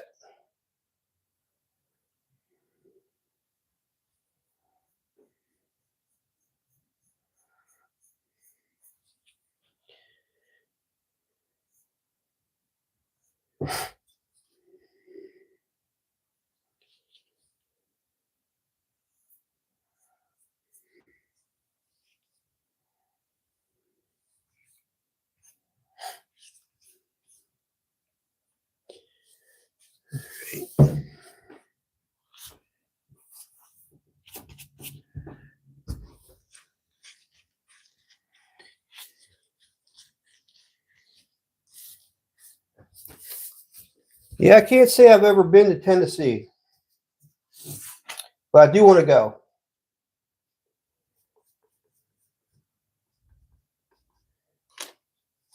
My wife and I will make a road trip south. I want to meet some potters down that way, stop in, say hello. Especially in the Carolinas, there's quite a few I want to see. I want to see a couple in Florida.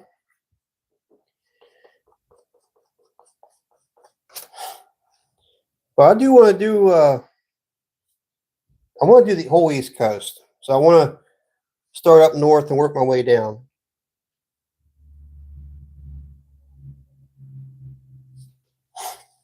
We'll go up and see Ben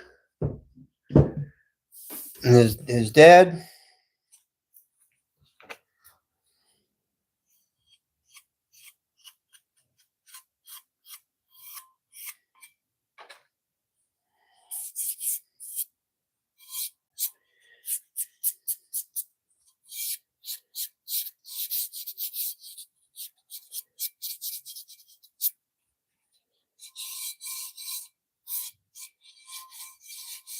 But I do think I'd like to move south.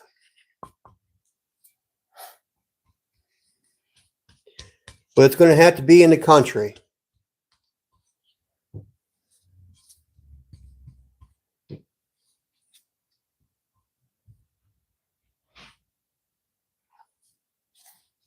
Sadie, I hear my puppy pacing upstairs. I think she needs to go potty.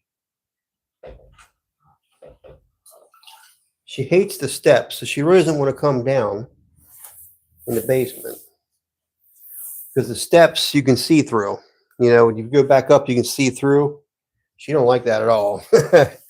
But, you know, well, I'm going to keep those on there.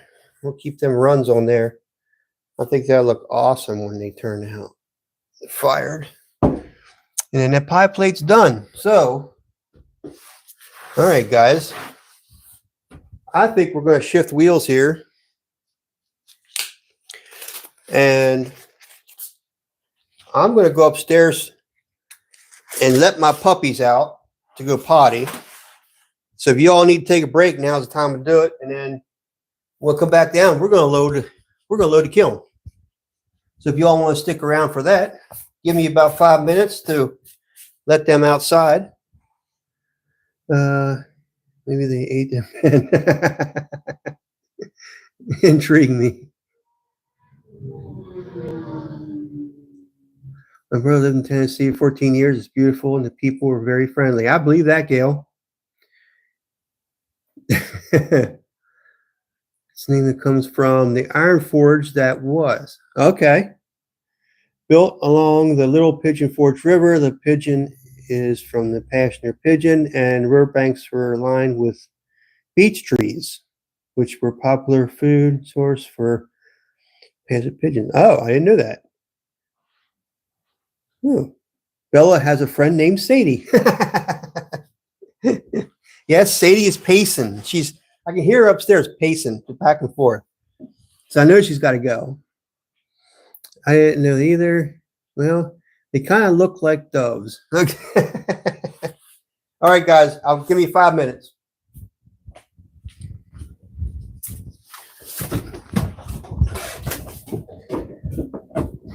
Miss Sadie, come on. Let's go outside. Come on, girl. Come on.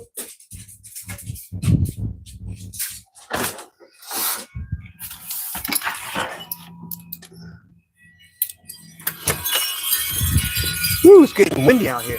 Holy smokes. It's windy.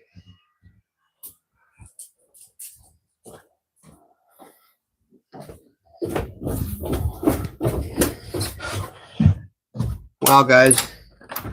It is getting windy outside. I don't know if we're supposed to have any storms tonight. I sure hope not.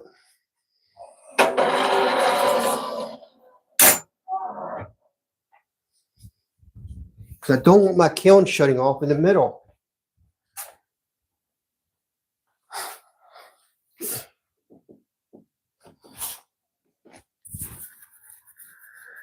It's better reason. All right. So I think what I need to do is I need to make some arrangements for the camera.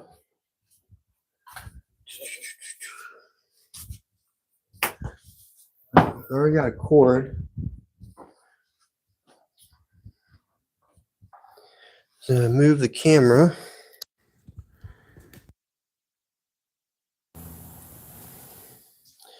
Hang on, guys.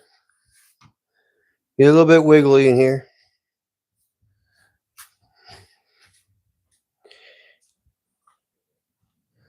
So we'll just bring you in here. Oh, here's some of the pieces that are drying. So I got some more pie dishes. Yeah. So I don't have enough to fill a kiln or bisque load yet. So let's see here. I think I'd like to try to get you guys so you actually see inside the kiln. Just where do I want to put you? I'll put you here. I don't know that I can get close enough. Can I? Can I think I can. That's about it right there. You can see the bottom, I think. So we'll put you right there. And I have to keep this charging. So get a cord for us so my phone don't die on me.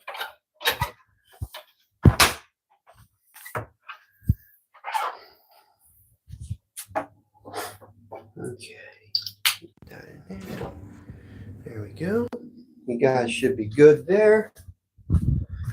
And I gotta get my other piece. Okay. I'm surprised, that my wife didn't join on here yet. You know what I mean? I mean, apparently the girls' night out is more important than saying hi to her hubby when he's online live. Okay.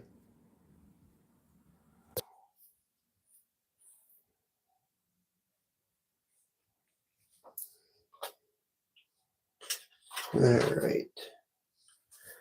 I got you guys in here so I can see what you're saying.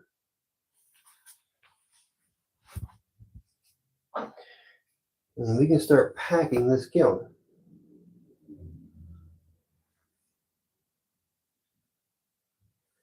Yeah, she probably didn't. Yeah. I don't know what. Facebook's kind of weird, because a lot of times I don't get my notifications either. So it's kind of like, when you say all, it should mean all. And it's just strange. I don't know. I think Facebook's having some issues. If you ask me, they're really having some problems. All right.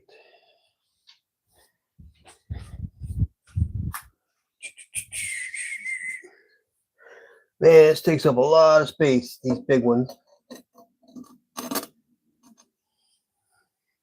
Hopefully you guys can see that. You probably barely can see the bottom, but I could raise you up a little bit higher. It's going to, this bottom shelf will fill up quick, so just hang tight.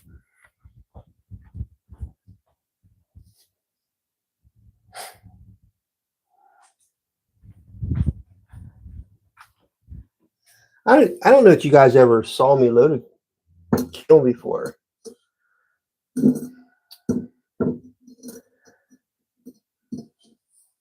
I know you see me unload a kiln.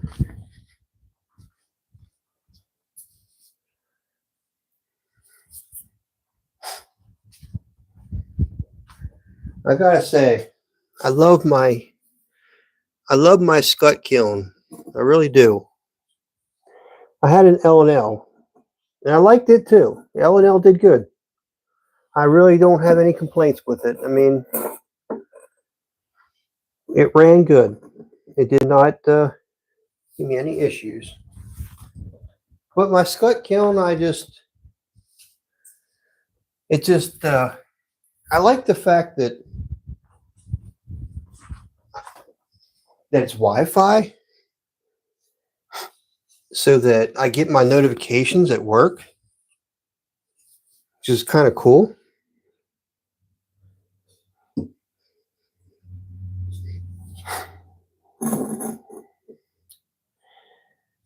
My pieces can't touch. And I'm trying to fill every inch of the kiln, which is very difficult at times.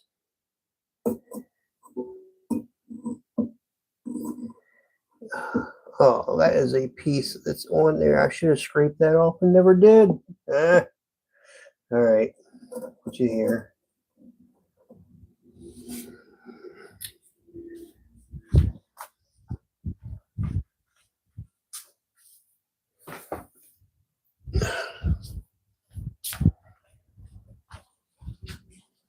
All right.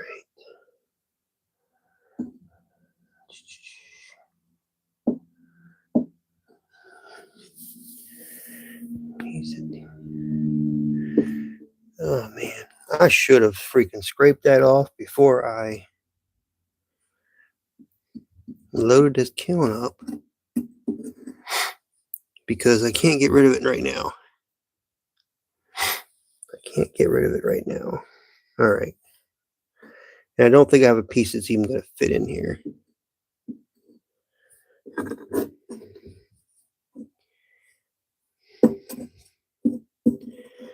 I can put him. That still doesn't give me enough room.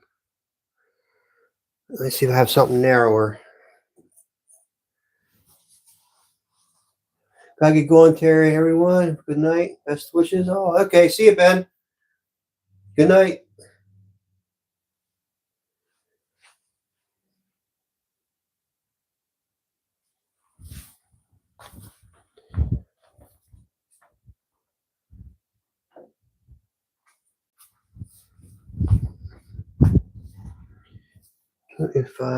Nope, he's not going to fit in there either.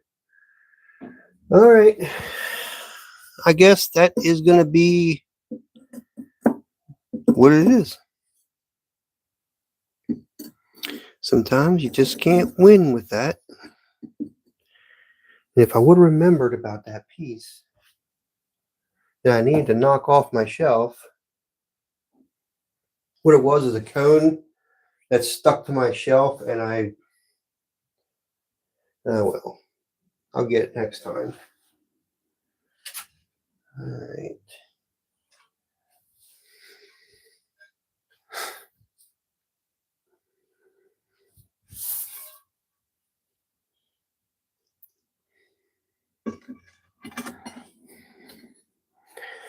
All right.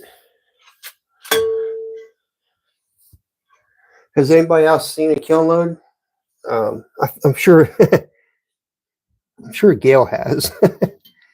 I'm sure Gail has loaded many kiln already in her life, but I don't know if any of you have seen a kiln loading.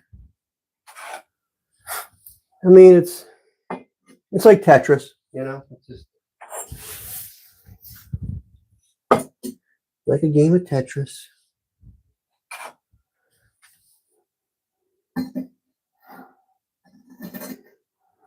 I may not need the big ones. I don't know. I do have some taller pieces. Let me go get my other pie plates. Get my other pie plates. I got some bowls and some pie plates and all kinds of goodies. All right, I'll put him here. There you go, Cynthia. Your piece is now in the kiln. He's going to be on the middle shelf. Now, what can I get him around this one? I usually don't have any problem with my glazes mixing with something else, and they usually don't go anywhere. All right. I was thinking, yeah, good. You're good at Tetris? Yeah, then you'd be good at loading this kiln then. Never used half shelves. Can place a piece where it crosses the two. Yeah, I've done that already, yes. As long as they're pretty even, which they are, then you're okay. Of course, if it's different level, then it would not be okay. But yeah, Joyce, I haven't had any problem with these shelves. I do like the half shelves. They're just easier to handle. I do have full shelves in here. I just prefer the half shelves. I don't know. They're easier to get in and out for one thing.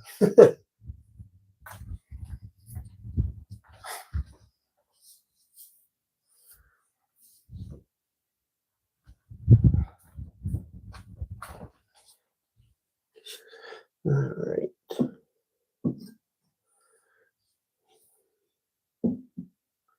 And these shelves here are hollow too, which is kind of nice that they're hollow.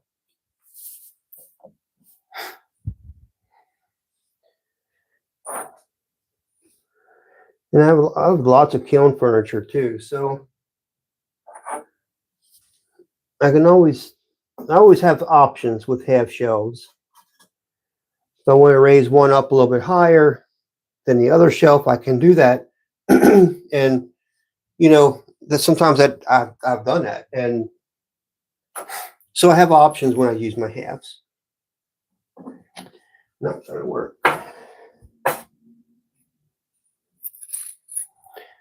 This is where having enough furniture helps as well.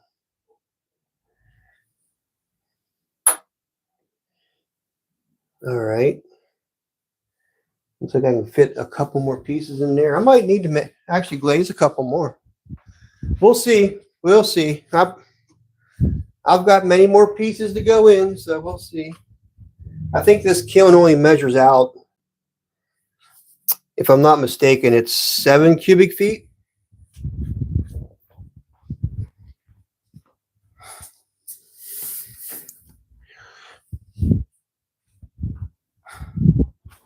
Now, when I do a bisque fire, this thing's packed solid.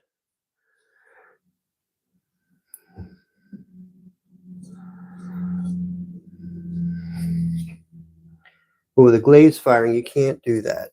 The pieces cannot touch whatsoever, or you will have two pieces sticking together at the end. So here's my my half shelves. You can see they're hollow in the middle, which is kind of nice. I like that. It's a lighter shelf.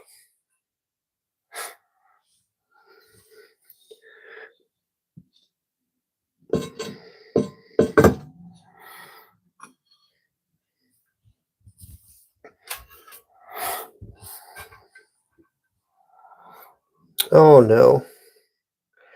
Oh no. Y'all see what I ran into? This shelf gonna run right across here. That's my thermocouple. And I can't put my shelf there, so that means I need to raise this up higher.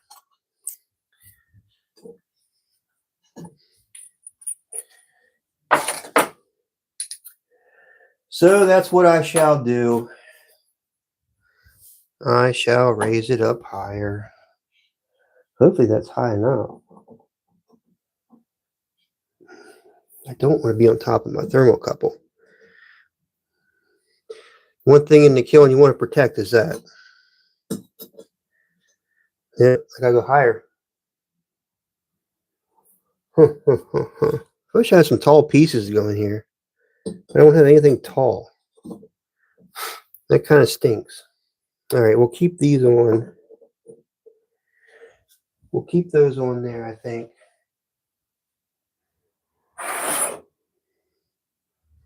And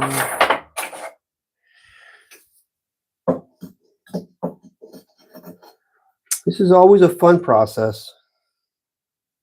Always a fun process. All right, so if I take one of these and put it here, and take one of these and put it here,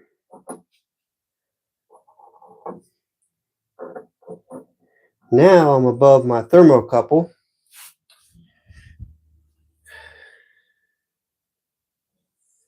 And I dare put a piece underneath my thermocouple, but I am going to do that.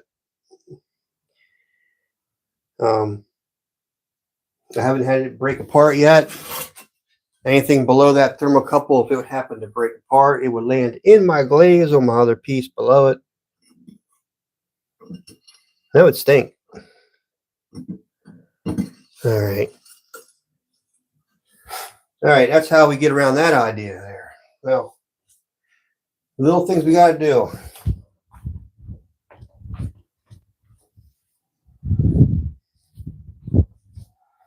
All right. Got this huge pie plate here, which takes up a massive amount of space.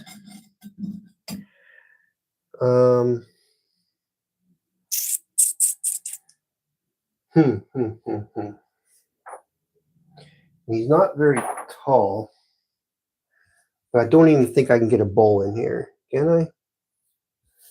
If I put him here,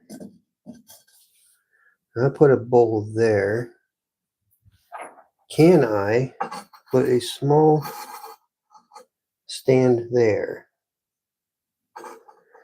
I think I can.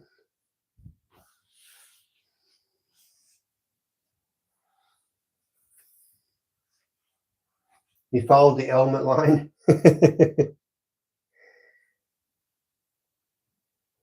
Yeah, you know how it goes. It's just,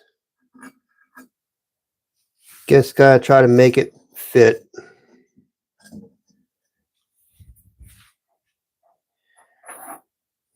I mean, loading the kiln takes the longest time when you're doing a glaze.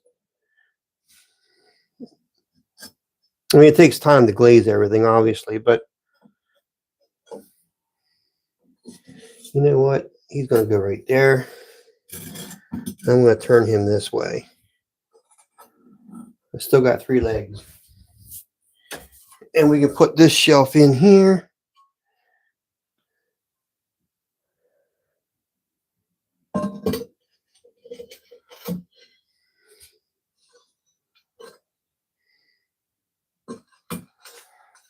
All right. Now let's do some longer ones back in the back. Like I said, I've got plenty of furniture. If you own a kiln, you want to have plenty of furniture. Plenty of furniture. Let's see. Put him there. Get some more pieces.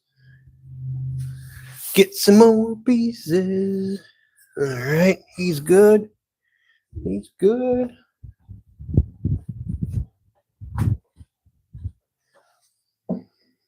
I might have to. That's a tall piece. I don't want to be taller than that one because I could actually make this even across here. And if I might have room to put another pie plate or something.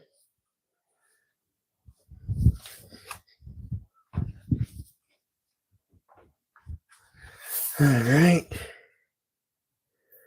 And this one. Got some bowls. This is awesome. I'm getting to load this tonight. It is awesome. I need some mugs or something.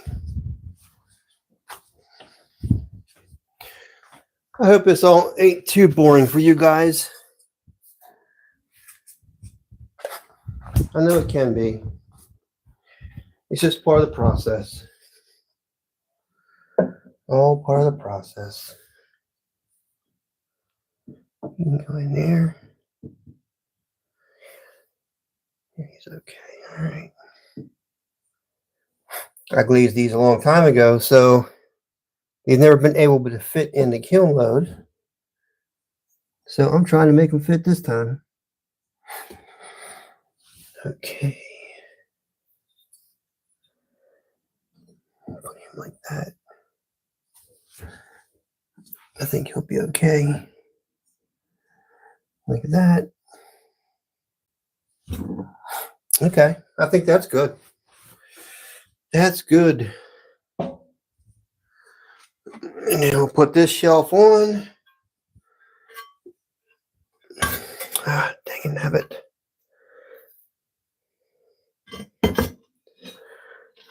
All right. And they're actually still pretty even across here. So I don't know if I have. Oh, man. Oh, my goodness. You tell me I still can't fit that in there? Oh, yeah, I guess I could fit him in there. He's awful close to the lid, though.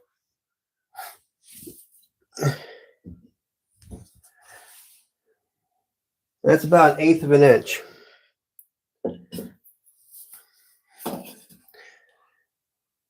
That's about 3/16 of an inch. That's about 3/16 of an inch. So it will fit.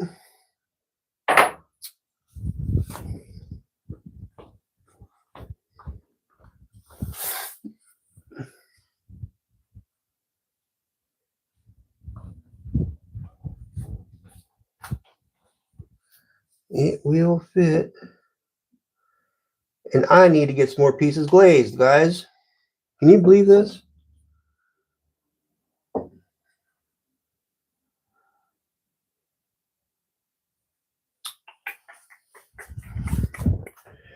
Let's see. What else do I have out here?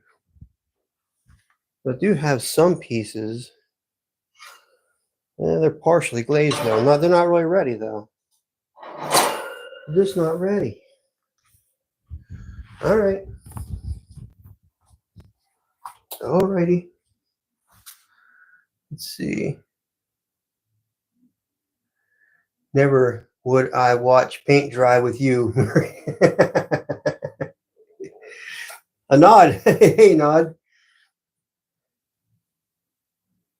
Oh, you're making water pots. Awesome, dude. Awesome. I'll get over there and hopefully I can catch you. Let's see. I don't know. Those many pictures are too close. You think so, huh? You think they're too close? They'll be all right. They'll be all right.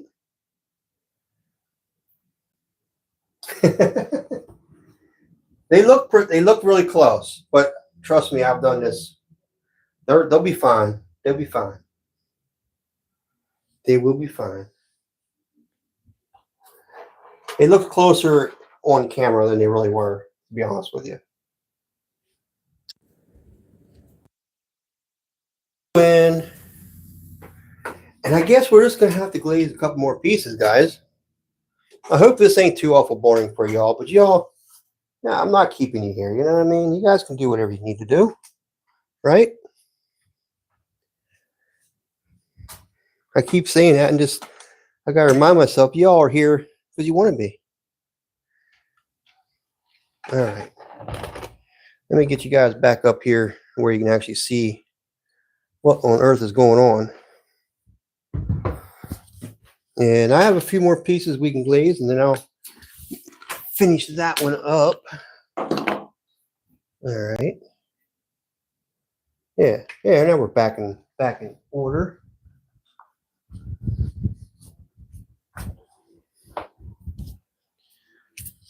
Because I don't have a whole lot to fill up yet, but I don't have a whole lot of height to work with either. So you got to keep the height down on the pieces I'm going to put in. So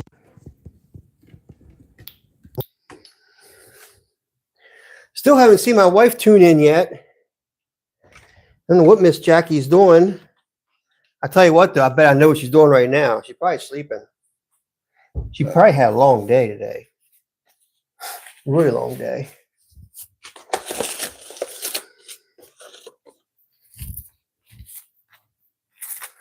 All right. Oh, they're too cute. Okay. Gail says, fill it up. What are you waiting on? Fill it up. Oh, man.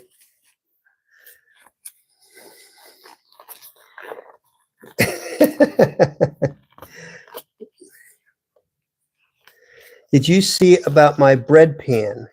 Your bread pan? No, I did not. Why? Do you want me to make you something? Did you want me to make you a bread pan, Leah? I can still make you a bread pan.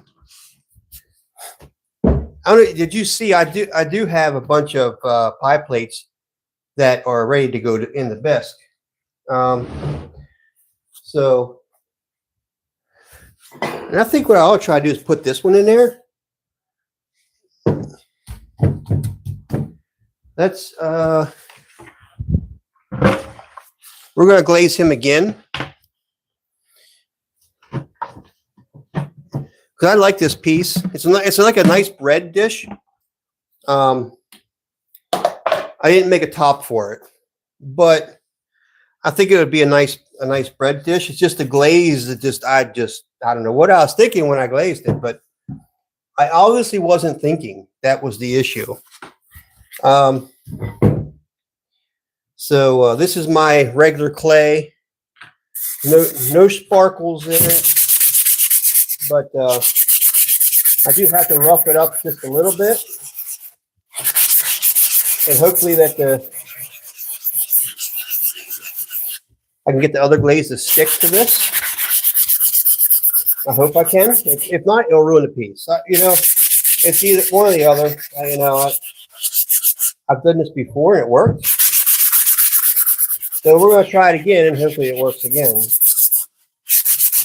I don't know if you've ever done this, Gail or Joyce,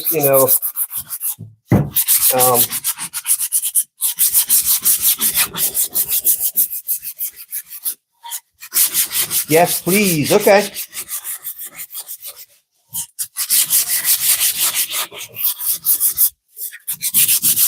No worries, Leah. I can do that.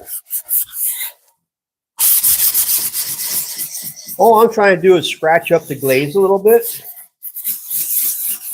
so that my other glaze will have a little bit of tooth. Sometimes I've done is heated the piece up.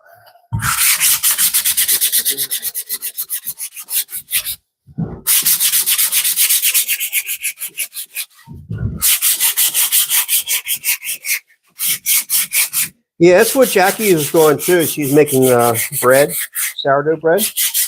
I think she sent Jess the recipe. Swan City, Jess?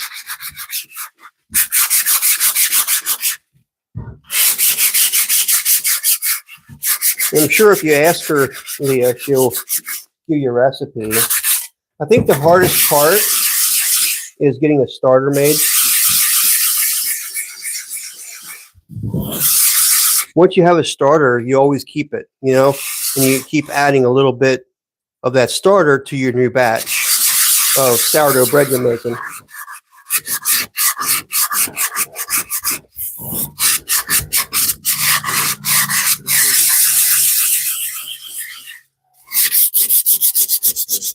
All right, guys, we're going to see if this actually is going to take the glaze. I hope it does.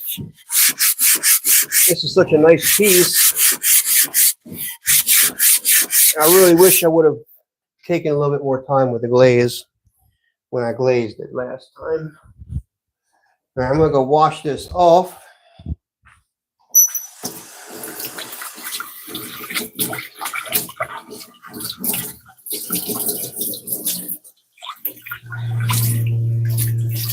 Here, you hear my wonderful pipes talking to me.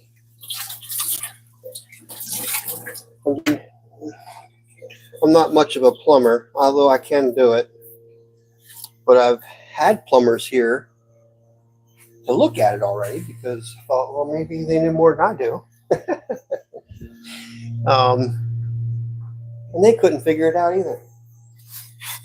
They put some silencers in my pipes and stuff, and it still didn't correct the problem.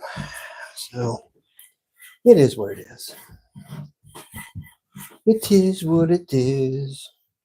All right, so it did take the shininess out of the piece, as you can kind of see. So now what I'm going to try to do is put glaze on top of this now. And hopefully it takes. I really like this piece. I kind of hate for it to, I can't sell it the way it is. It's not nice enough to sell in my eyes. It's not.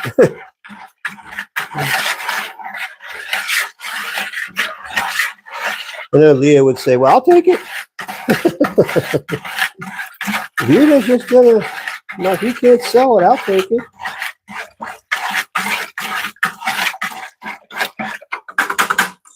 I'll tell you what, Leah, if it doesn't turn out this time, it might be yours.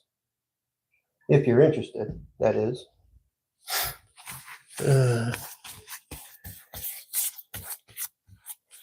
You're always looking for recipes. Yeah.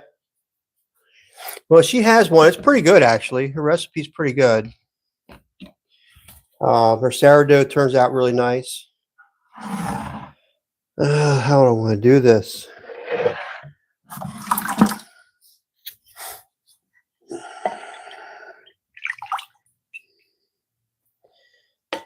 I hope this works. I might have to add heat to it to get it to stick, but we'll see. No, it's coating. It's actually putting a coating on the piece, which is wonderful to see.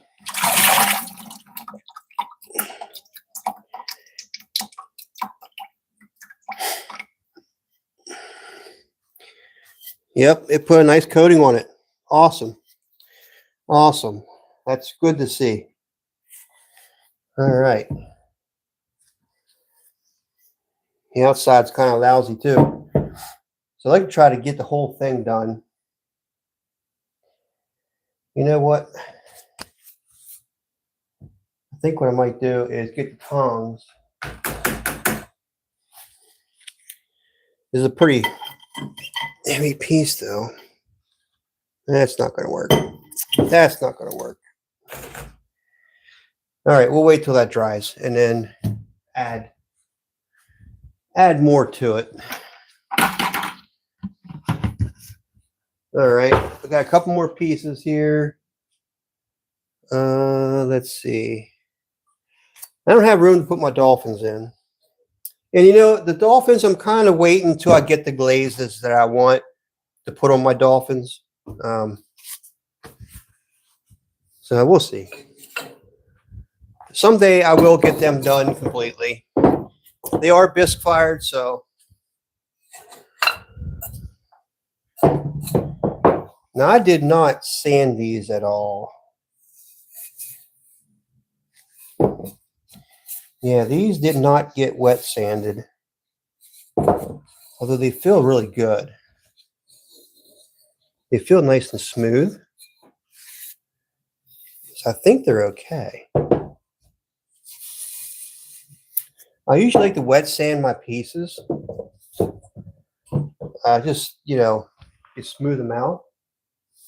I'm not sure how much more I can get in my kiln, but as you can see, a lot of these are the same size and stuff. So what I'm going to do is kind of make sets.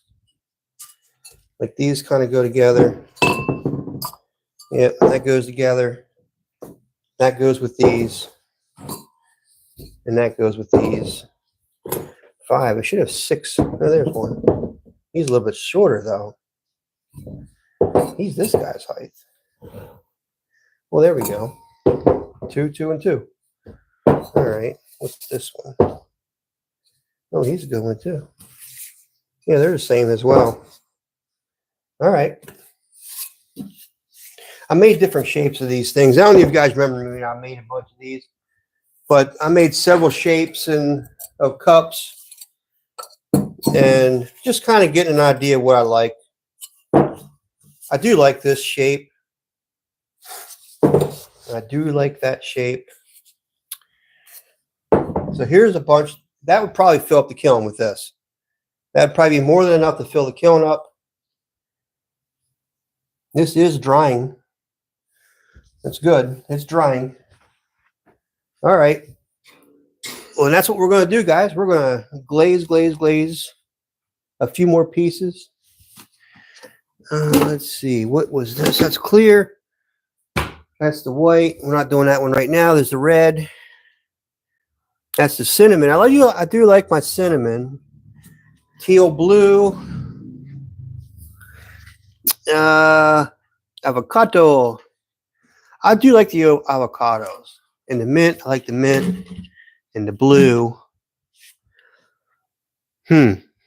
Avocado would look nice, but I like my blue. The mint would look cool too. Any ideas, guys? What can I make these cups glaze wise? Let's see.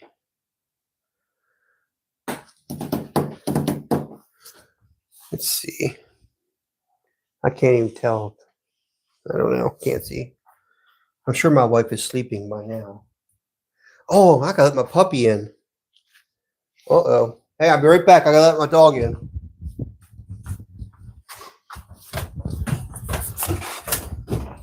Gotta let my puppy in.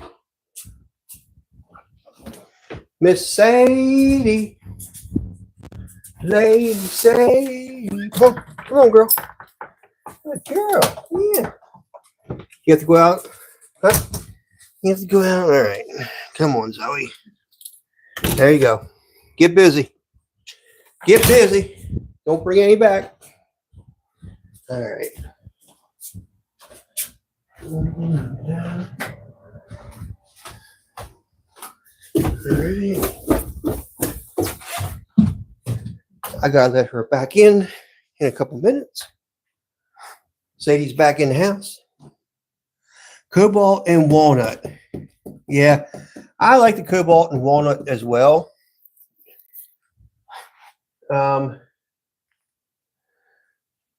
Shoot.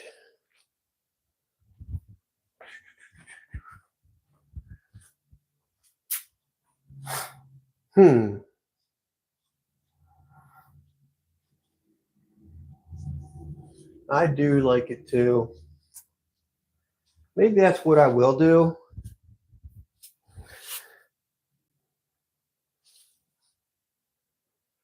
Maybe that's what I will do.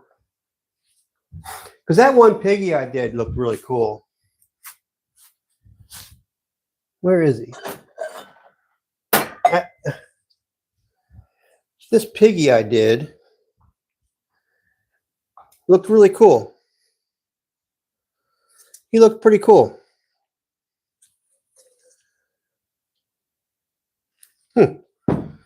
I think I might do that. I think I will. I think I will. Shh. Making too much noise.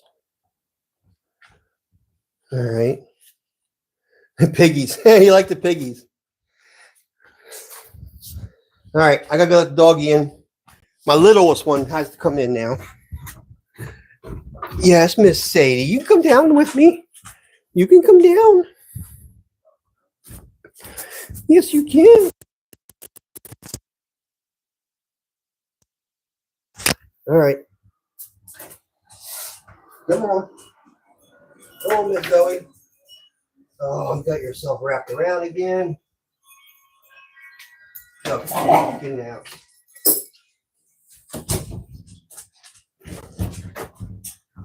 Get in the house.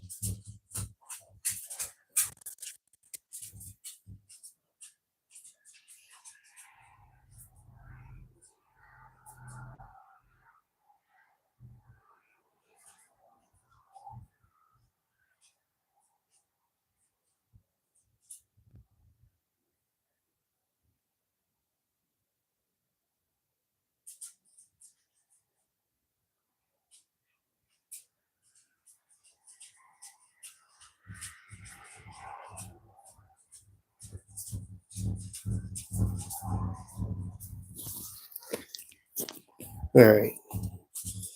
All right. Hopefully you guys are still with me. So I can't see you.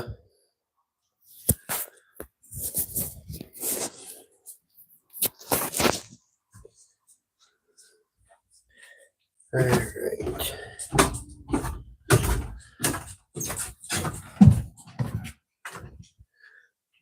Yeah.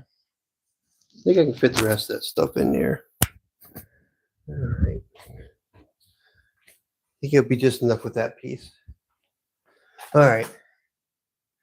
I like the overlap color change with the piggy bank too. Yeah, it looks cool, doesn't it? I mean, oh, we're gonna do that. We're gonna do that. All right. Where's my? Cause I love my blues.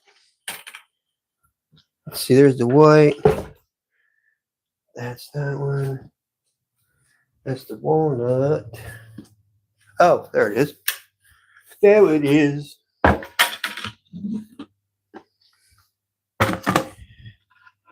Wow, I can barely dip into that one. We'll try it. I got to get more glaze. But I am, like I was talking before, I'm going to get my Amco glaze. Try some of that out. That's what I used to always use. So,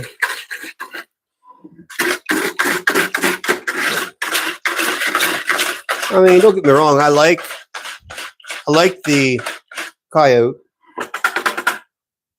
It's a very stable glaze.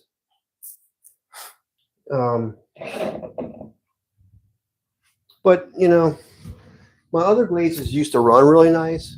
I really liked them, where they blend and stuff.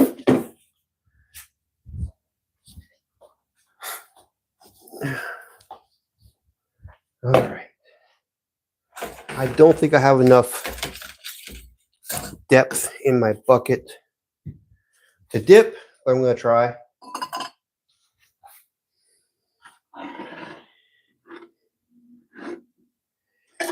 I'm going to roll it. Because the cobalt goes on really well. Like, I don't even really have to do 2 coats with this. It's really, really good.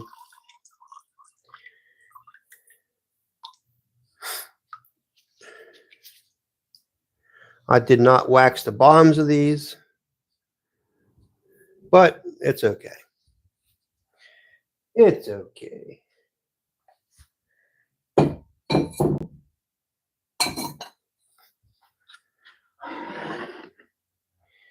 Yes, I'm running out of cobalt blue.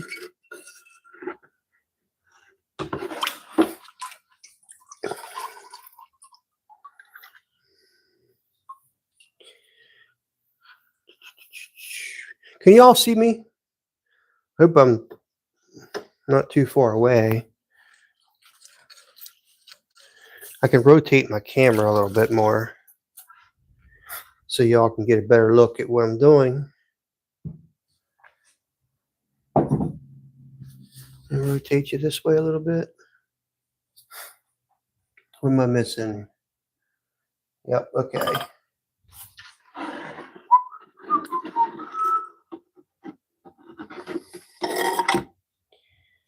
I do like cobalt blue. I don't know. I just always like blue, the deep blues.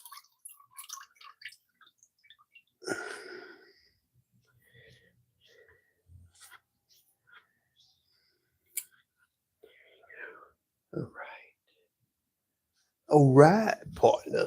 Keep on rolling.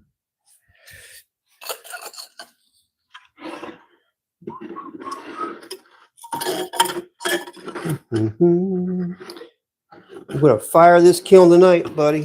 One way or another, she's getting going.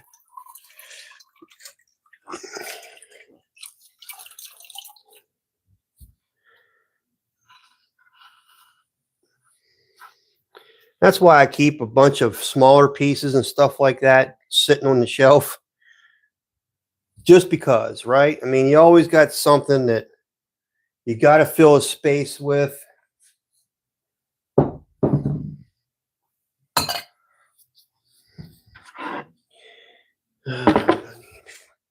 This glaze is, well, that's not bad.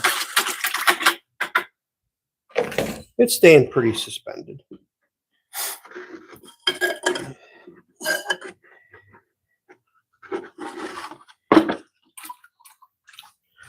I'm going to have to go over these. I got drips and stuff all over the place on them.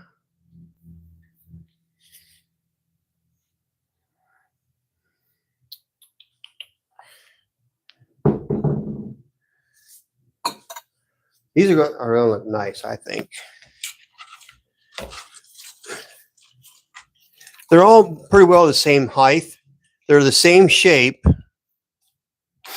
So I can easily put them in my store as multiples and stuff. You know, that way if somebody only wants a couple, well, they can buy a couple, you know. But I made these a while back. One, you know, I did it live. But so my pieces don't always like I don't always make something and then fire it right away. I might bisque fire it right away with a bunch of pieces, but it's not always practical to get everything in a kiln load for my glazes. Especially if you have a lot of big pieces, you just can't get them all fitting in your kiln.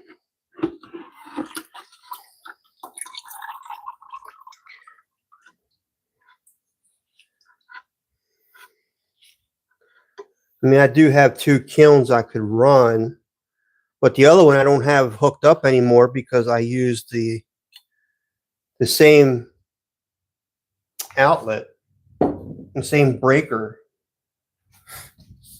as I did to the other one. So until I put another breaker in my box and another outlet, I can't run 2 kilns at a time.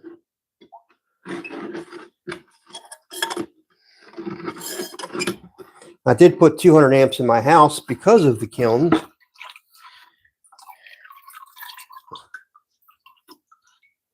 I actually did that before I even had the kilns because I knew I was getting a kiln and I have to raise my amperage on my house.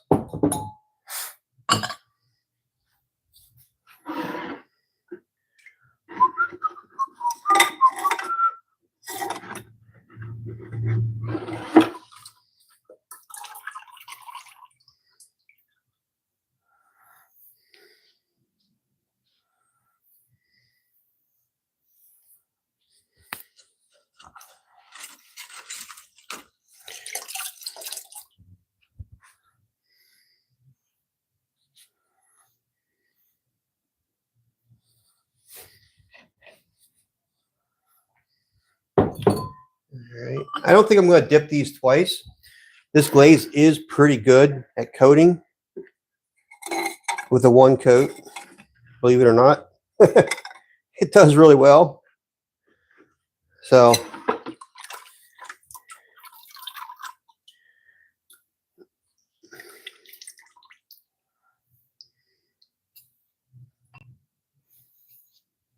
Every glaze is a little different. I found, that some glazes only takes one coat, but majority of glazes take more than one coat. Most of my glazes take more than one coat. But the cobalt blue is just one of them glazes that it don't take much. Late night glazing with Murray. Yeah, it is a late night. Still got 6 of y'all in here. It's super vibrant and super cool glaze. It is, yeah. So I think it's going to look good. I'm a little leery about this piece. I don't know. It might be all right, but I put the wrong lid. Well, no, I didn't. That's the lid that broke on me. All right, here we go. Now I need a walnut. Coyote walnut. We all like the walnut. Everybody likes the walnut.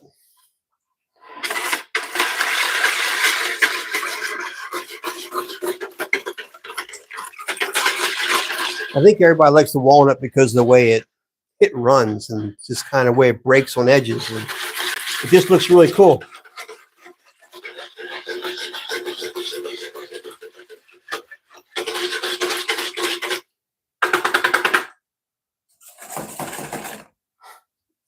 There we go. All right, these guys I did last. I'll get these guys up here first. Guys in here. I'll put him here. These should look pretty cool. Pretty cool, I think. The walnut is simply, yeah, it's simply cool, isn't it? It just is awesome.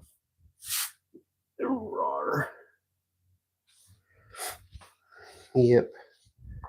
Yeah, I don't know if it comes through at all, with that blue, how deep it looks. And then the way the walnut runs, it's just super, super cool. And the way it breaks on the edges, it's just really neat.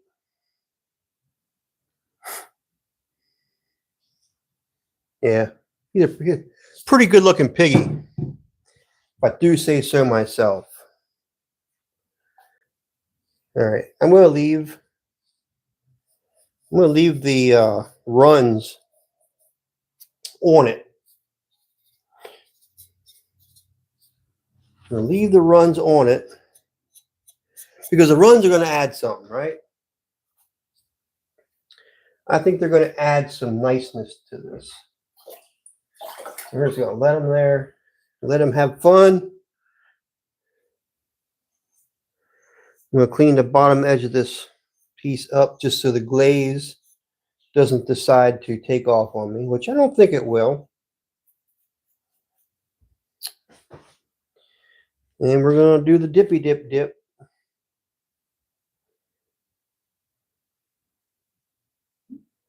Here we go. Look at that. All right. Kind of looks like rust. Kind of looks like rust.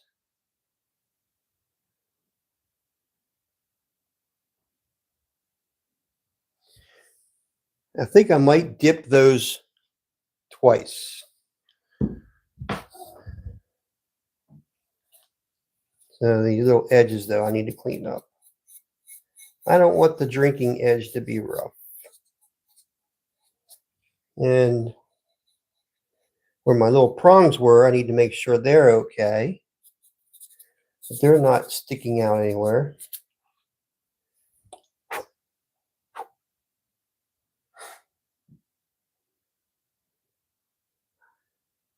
All right.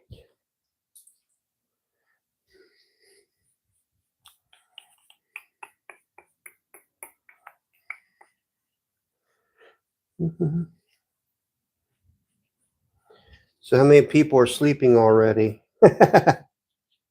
It's a late night.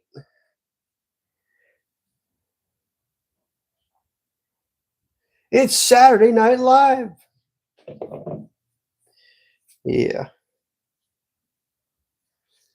Back in the day, Saturday Night Live was a good show. But through the years, to me at least, through the years, it slowly went downhill.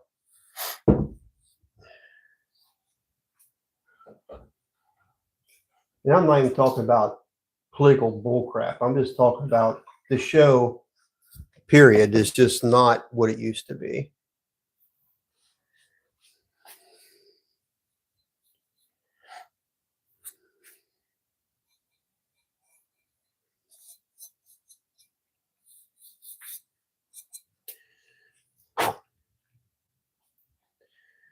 Let's see. Hey, Bullseye Ben, how you doing there, brother? How you been doing? I've been watching some of your videos, dude. I don't really catch you live very often, but I always try to catch and watch your videos.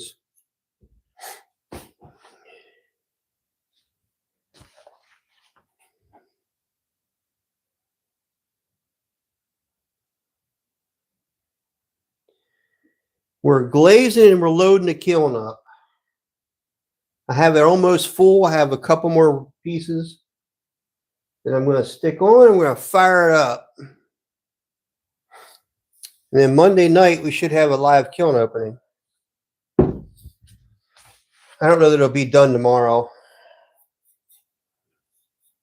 It'll still be way too hot to open tomorrow. But it takes roughly 8 hours to run it.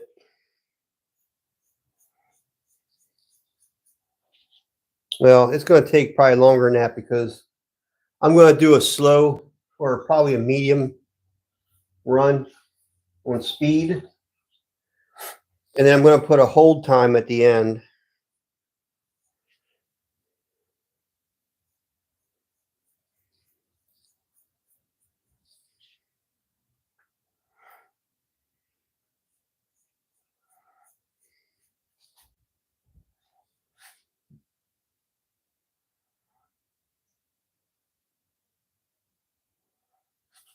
Yeah, not too much exciting about glazing.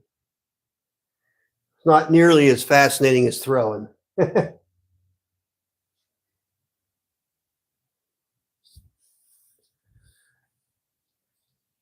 that's how the pottery ends up looking good in the end, is the glaze. It's a very important process. If your glaze don't look good, you ain't selling it. You ain't selling your piece.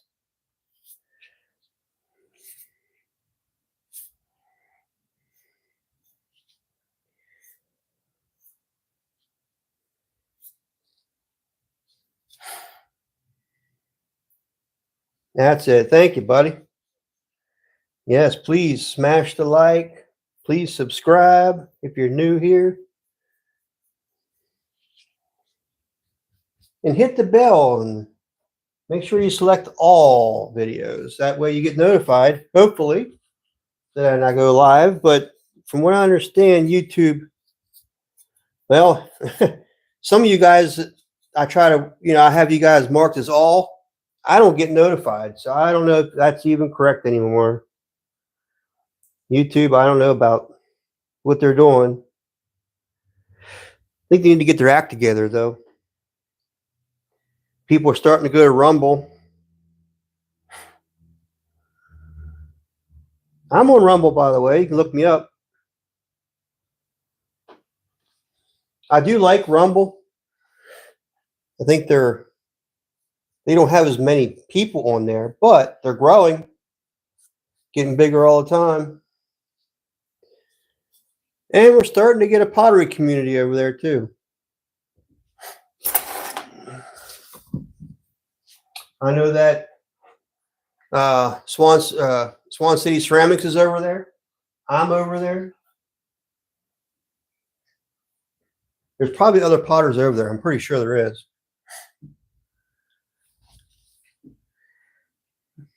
Oh, hush, we always have fun. Yeah. Uh, yeah, I agree, Ben. I totally agree. I wish it was a little more user friendly. But at least you have free speech over there. People can actually have conversations over there, talk about important stuff, and not have to worry about getting canceled, or demonetized. Crazy that we even talk about that in the United States, but that's a private company. They can do what they want, right? I mean,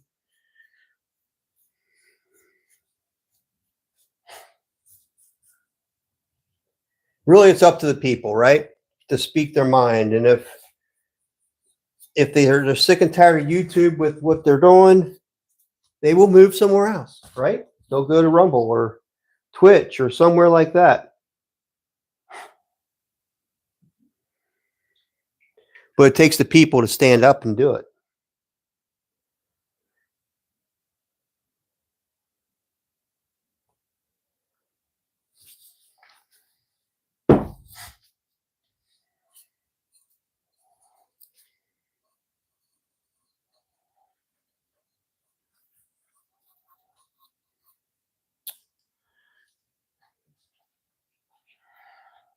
Yeah, it's very left. I don't know why,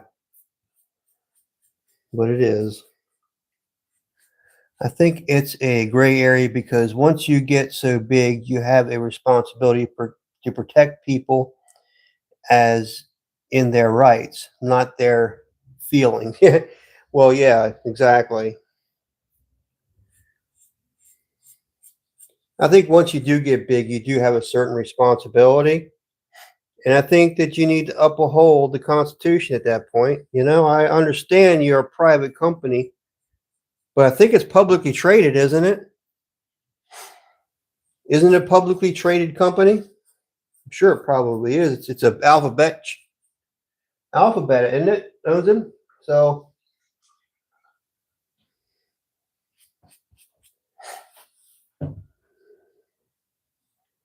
I don't know.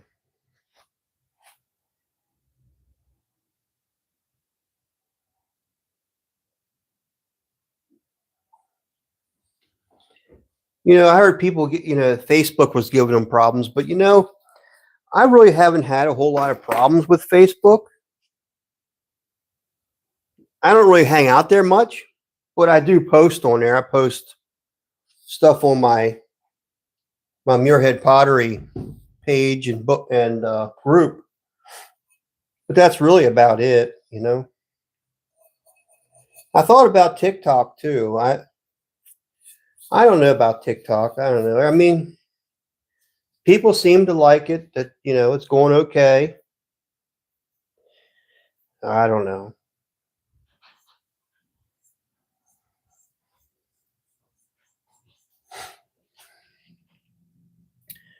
Uh, Yes, in the past in Tennessee. Yeah, how about that in Tennessee? That's nuts. That's just what it is. You're slowly losing your rights in Tennessee. Yeah, YouTube is owned by Google. Yeah. Okay. So I think at that point, being what it is, Ben, I think that they should follow the Constitution, right? Free speech, even hate speech is protected. I mean, they need to do better with their kid channels because I don't think they're as safe as what they think they are. So they need to do better there. But as far as the other channels on YouTube, the regular ones like us, just let us alone. you know, we're not hurting anybody. Just like yours. I mean, you talk about the guns all the time and stuff, and it's not hurting anybody. You know,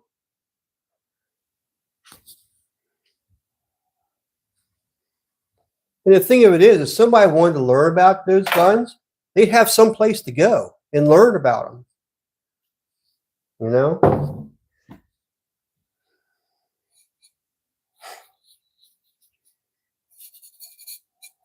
I mean, I don't know everything about the guns you have and stuff, but you know, I learned by watching your channel. I can learn a lot, right? So I would say it's educational.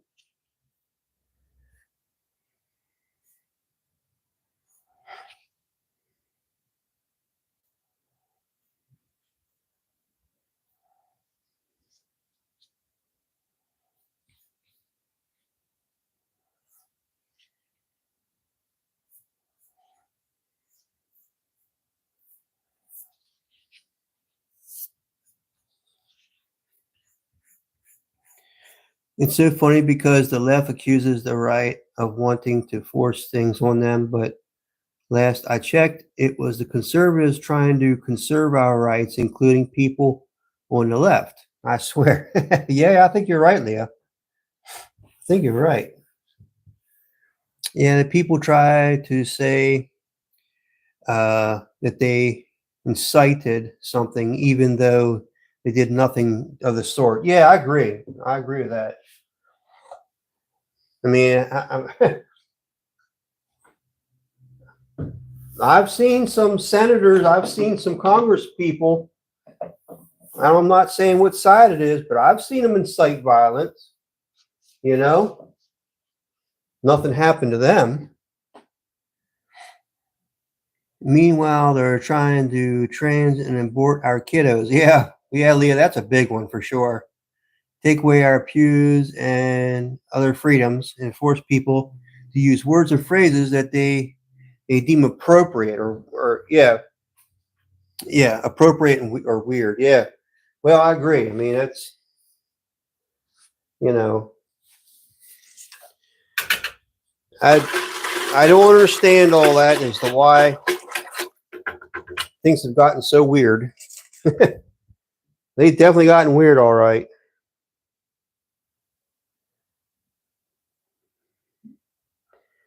I don't understand it as to how it even got that way. It just feels like somebody's pushing an agenda, and I don't think it's one person. I think it's a global push, in my opinion. I don't think it's just a United States thing. It's a global thing.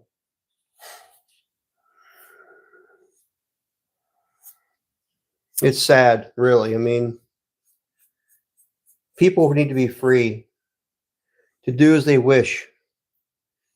But when it comes to children, leave them alone. Protect them. I don't care if somebody wants to be trans. I really don't. Um, just don't mess with the kids. Leave kids alone.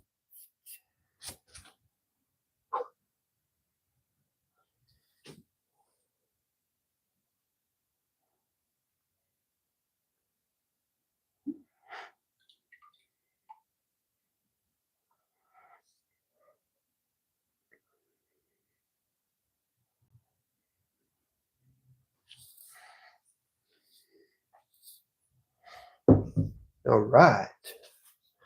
So these were done last. Is Joyce leaving? Got to run, guys. All right, Joyce. Thank you for stopping in, Joyce. I appreciate you. You appreciate you being here.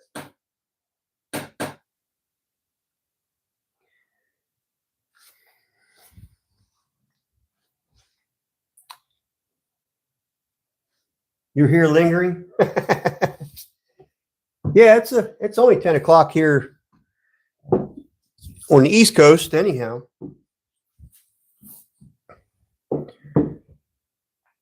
So I think I'll do one more coat of the walnut, and then we'll just throw them in the kiln. This one here, I'm not sure about. He's still trying to dry, and I think,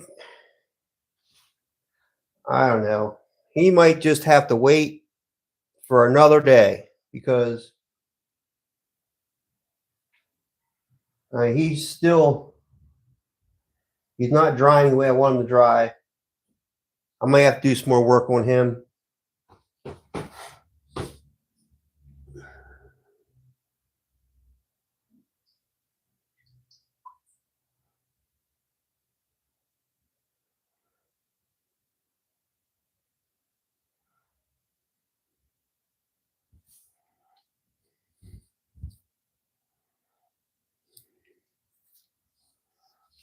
All right, he's ready. He's ready to go in the kiln. Like I said, if I do the kiln on slow or medium, if you have time for these to dry,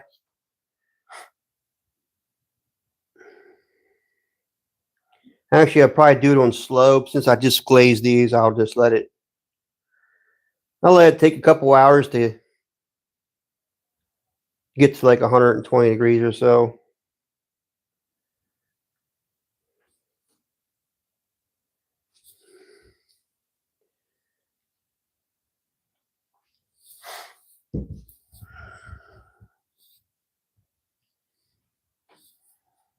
Why does he look wetter than this one?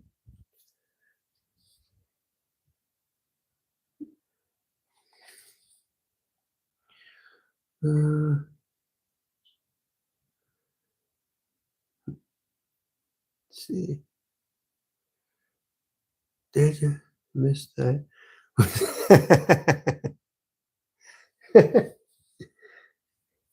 I guess Ben caught himself.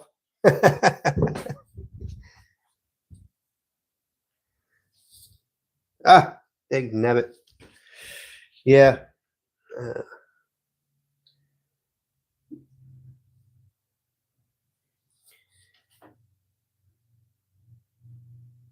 I'm going to do a pre-warm on these babies. It just lengthens the process, that's all. But at least I'll know that everything's dry before it gets to a point of boiling. We don't want that to happen. These guys are just light coating on them. I don't know that I don't like a real heavy coat because if it's too heavy, it doesn't break like I want it to.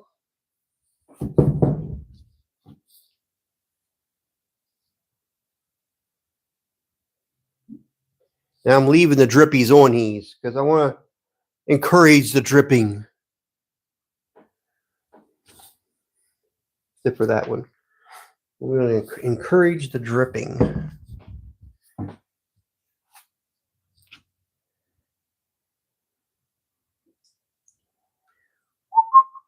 You know, I have an iron glaze too. I wonder how that would look on here. Yeah, I haven't used it in a long time, but it looks beautiful. Actually, it's a beautiful iron glaze.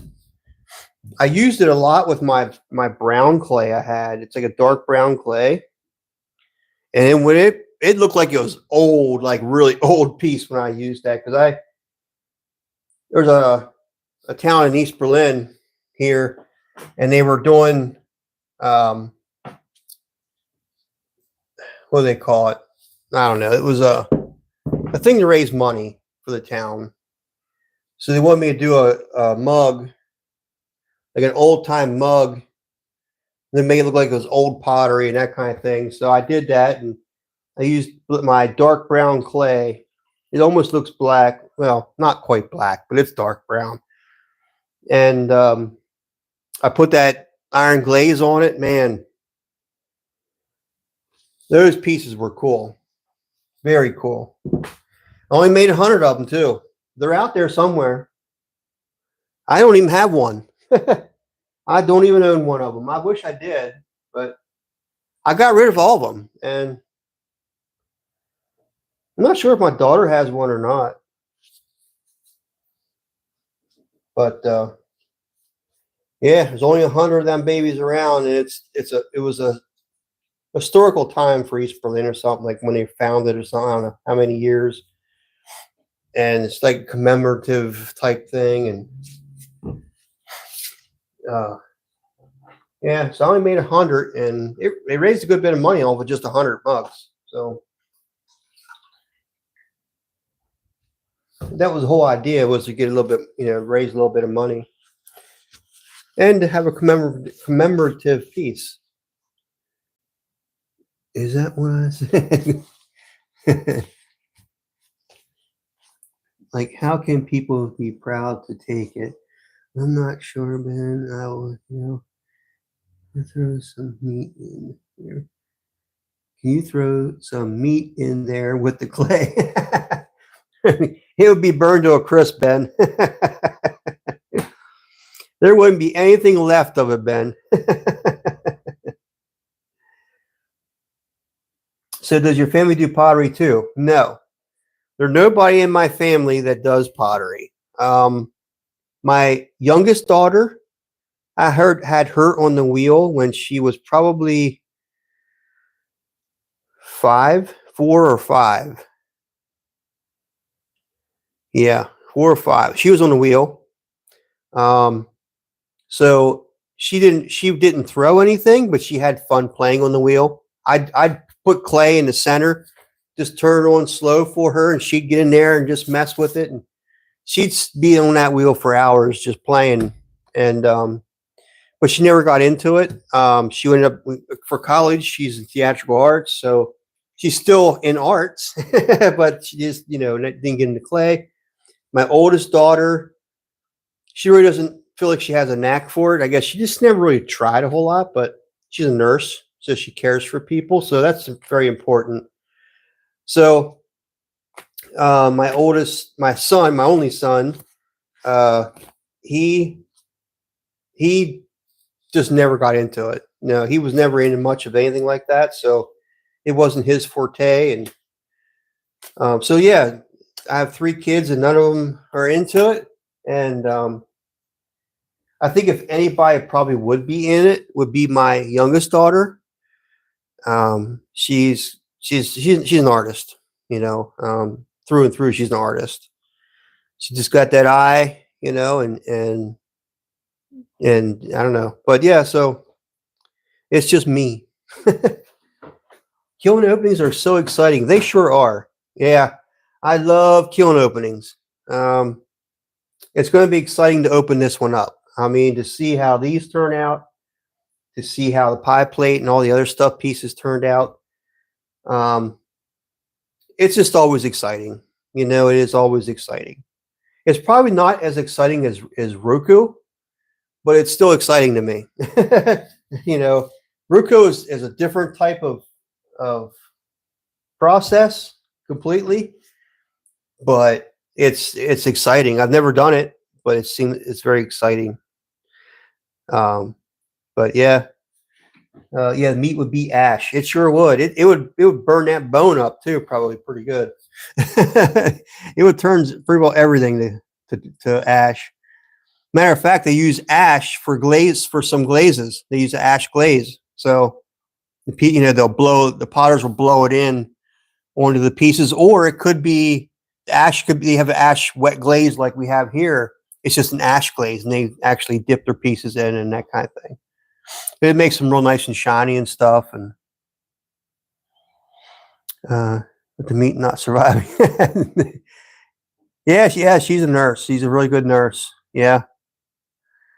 Oh, they are amazing. They are definitely amazing. My son, he's an electrical engineer, and he's actually trying to start his own business too. So he's very intelligent that way. He's all my kids are very, very smart. Their mother was a school teacher, so she was very smart. Not much common sense, but she was very smart. But that's usually the way those type of people are. But myself, I've got a lot of smart.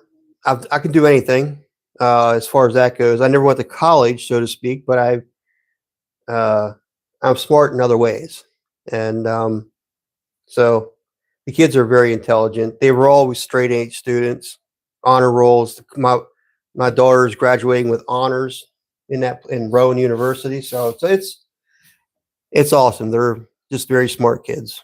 Very proud of them. Do your kids do archery? No, nope. They don't do archery. Um, I have a bow. Did I show you? I showed you my bow, didn't I? I used to tournament shoot archery. Um, so I mean that was a lot of fun. I enjoyed that. I really enjoyed that. But I still have my bow. I just haven't shot it in years. But I have a scope on my bow and everything. So pretty cool. I don't hunt anymore, but I would definitely get back into shooting tournament archery. I could do that. Yeah, I don't hunt anymore simply because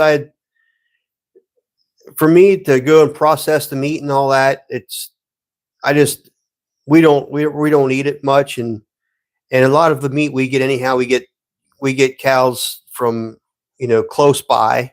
So all the meat is very fresh and it's not jabbed with all kinds of different stuff. We know where it come from, right? So I love my beef. His kiddos are very talented. Thank you, Leah. uh, you have really nice bow. Yeah. Yep. So you have seen it? Yeah, I do. It is a very nice bow. I love it. It's not a brand name bow, but the company I work for made bows, and it works awesome. That's all I got to say. It's a 37-inch bow. It's awesome. Do I have uh, Brahms? Brahms? No.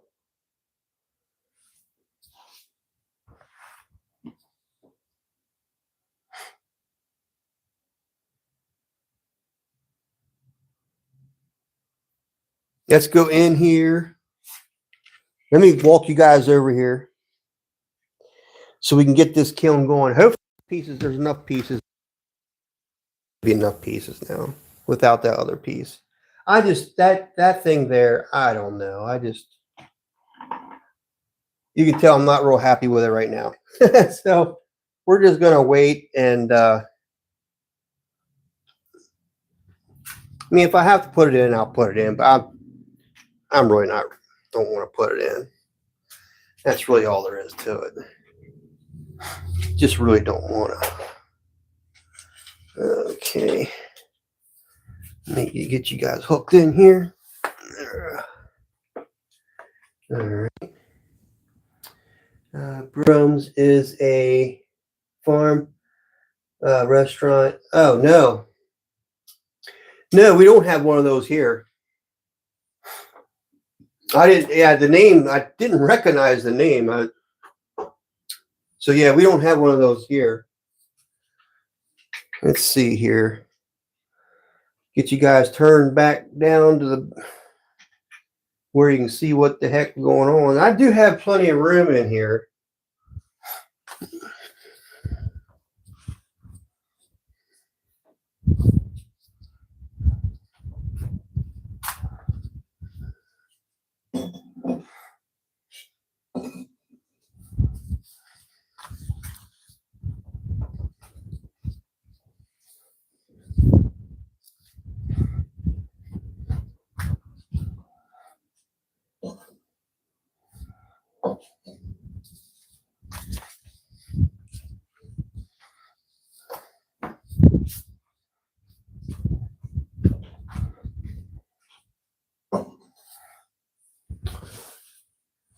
I hope we're still below. Still below.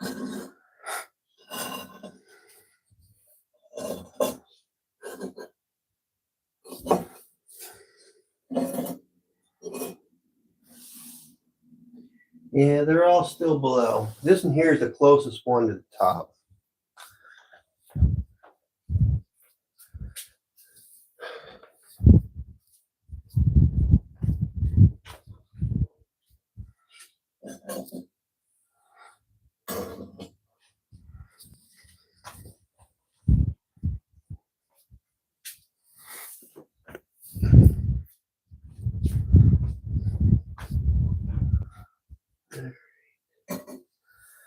Well, that'll do it. It's not as tight as I'd like to make it, but that will do.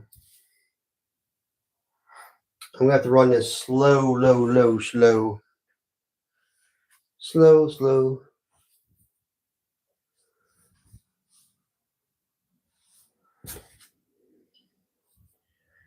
It's already 71 degrees in my kiln. I don't believe it. It's actually pretty hot outside. All right, cone 6. Let's do a slow firing simply because I have wet pieces in there. And I need some cones. Get them cones. All right.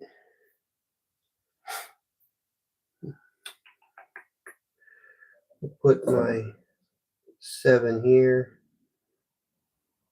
We'll put a 7 there.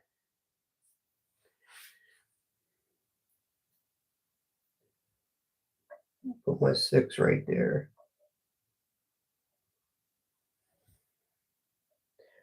And these cones, freestanding cones, actually do very well by themselves, just standing there.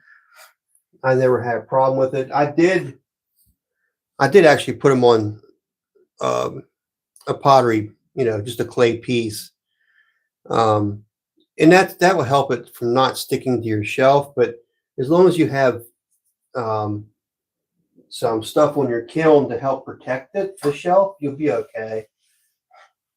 I had one where it stuck, but they break off easy.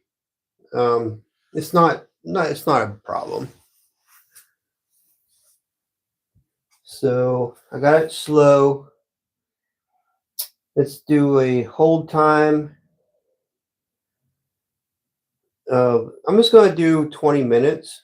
Well, should I do 20 minutes? I'll do 20 minutes.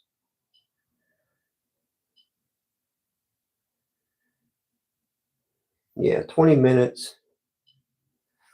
And hopefully that does a better job. Let's see. 16 hours. That's the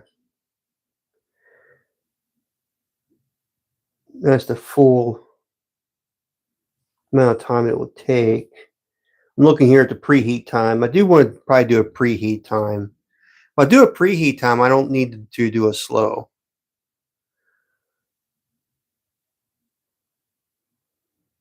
I could probably do 1 hour. 1 hour, and then I do the speed as a medium. And I have a hold time of 20 minutes. 11 hours, it's telling me. Wow, go you uncle. Nice and full. Yeah, it's not bad.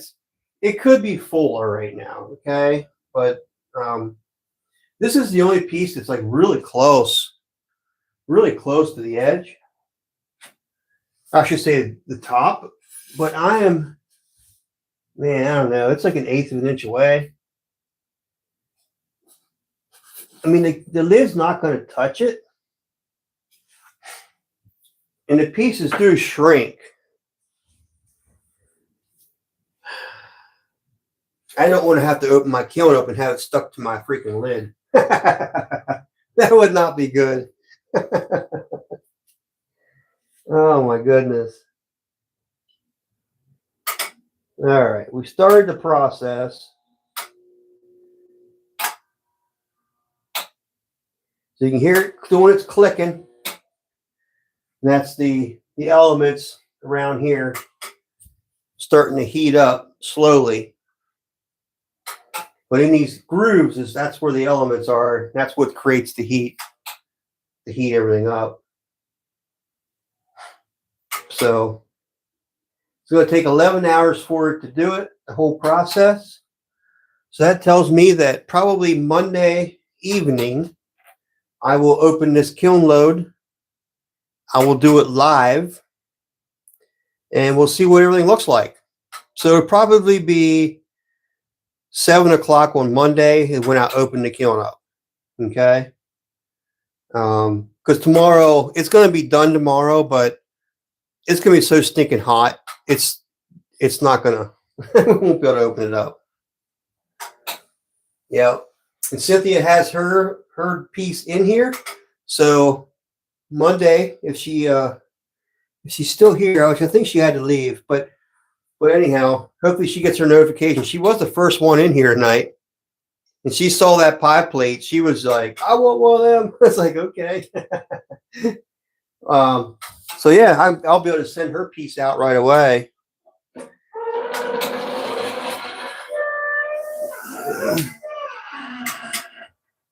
Yeah, that'll be fine. Famous last words. That'll work. No problem. There's no problem, dude. What you worried about? Turn you guys back up like that. There's my fine pieces here, as you can see. Some of the pieces I did just this week. Just this week I did these pieces, like these here. This piece here. And somebody told me they wanted this. And I made them a real big, giant freaking mug. So I got to find out who it was. It's kind of foggy.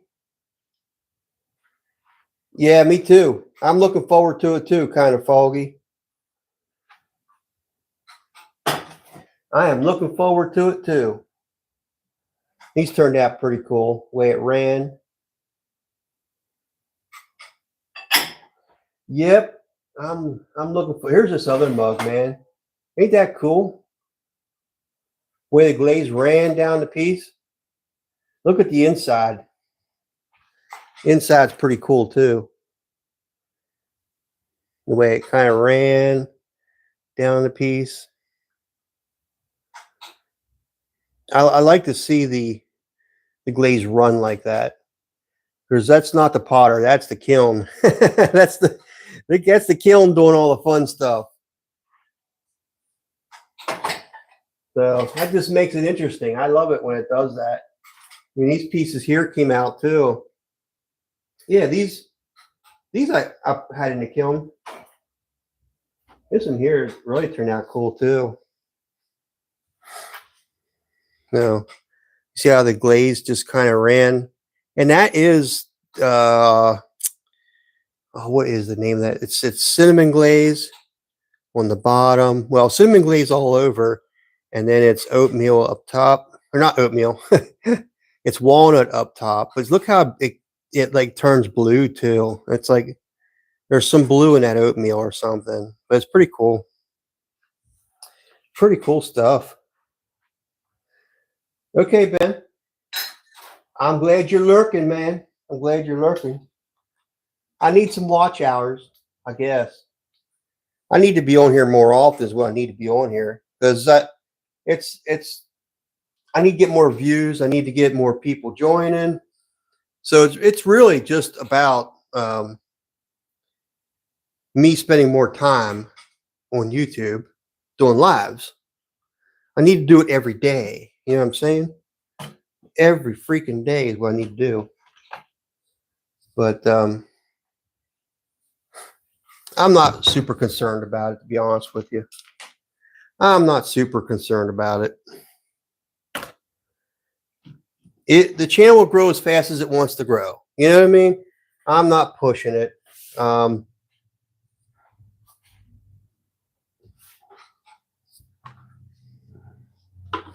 All I'm pushing is to sell my pottery. That's what I'm pushing to do.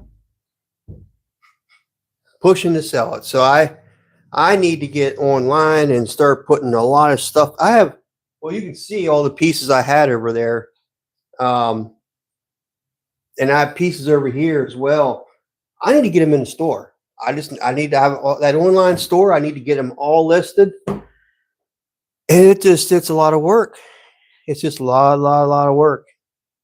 And to be honest with you, I have more fun making the pottery than I do listing it on to sell it. I mean, it's a lot of work to take it to a show and sell it, but for me, it's easier to do that than it is for me to go online and list each piece into the store. I mean, I certainly am not bad at the computers. I'm pretty good at them, pretty efficient at them, but it's just not my forte to to do all that. I'm more of an artist. This is what I like to do. I like to create this stuff. So that's where my head is anyhow. And I'm sure a lot of you out there like that, they're artists. Your mind is on your artwork, right? I mean, when you go to sell it, that's probably one of the hardest things to do is to try to sell your piece, because unless you're doing it in person, like I said, if I'm at a show, it's easy. But doing it online, it's just to me, it's not very personable. Yeah. You don't get to meet the people that are buying your pieces. They can't touch it and look at it and feel it. And so it's just a different process. But I'm sure many artists are like that. They're just, they're more into making their art, and trying to sell it online. That's just another whole freaking process, So this guy here, I just don't know. I really like the piece. I really do like the piece. It's a good heavy dish too. I mean, I got to get the glaze worked out on it, and I will. We shall fire it again. And hopefully it turns out. I'm hoping it does, because it's a nice baking dish. Very nice baking dish. Matter of fact, I'm going to put him over here.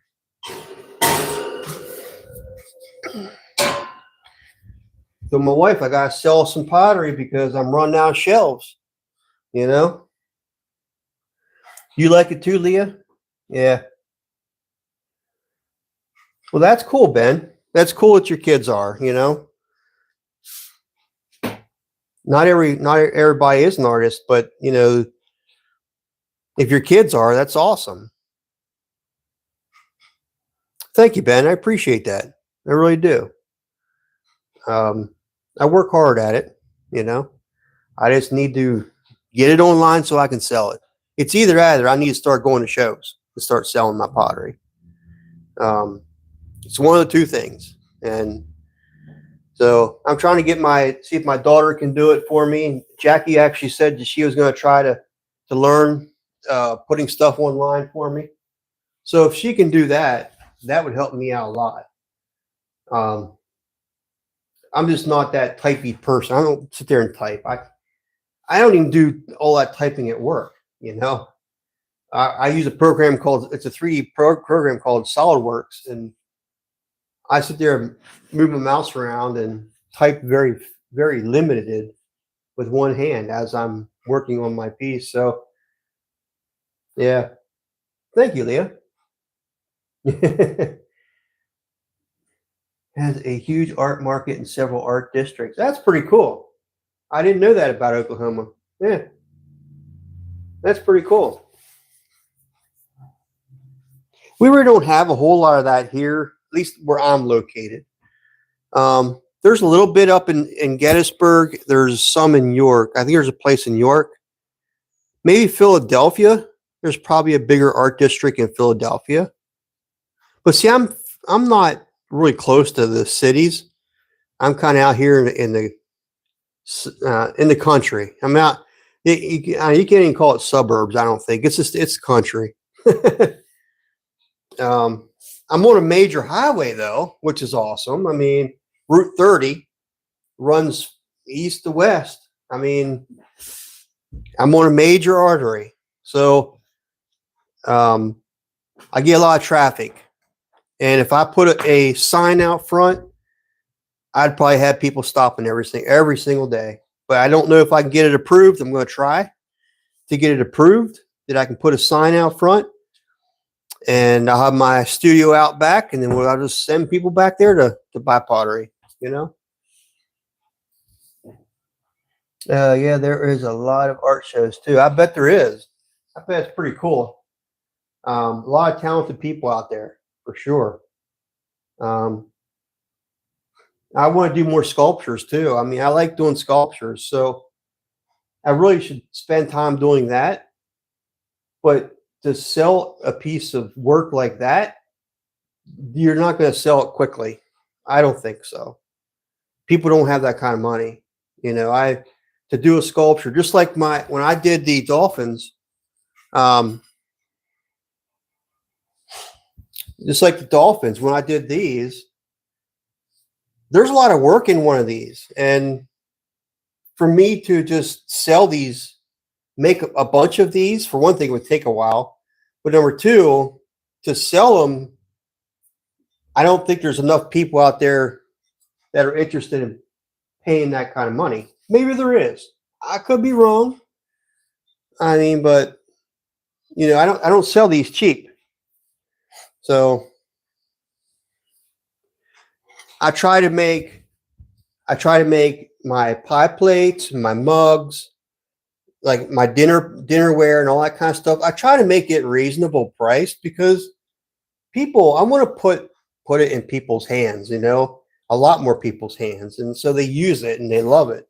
And there are some art pieces obviously that I do, and those would be more expensive, but I try to keep my other pieces reasonable that people can afford. And, times are tough right now for a lot of people. So, I'm trying to think about that too, but I need to get my money out of it too. So, it's that too. But,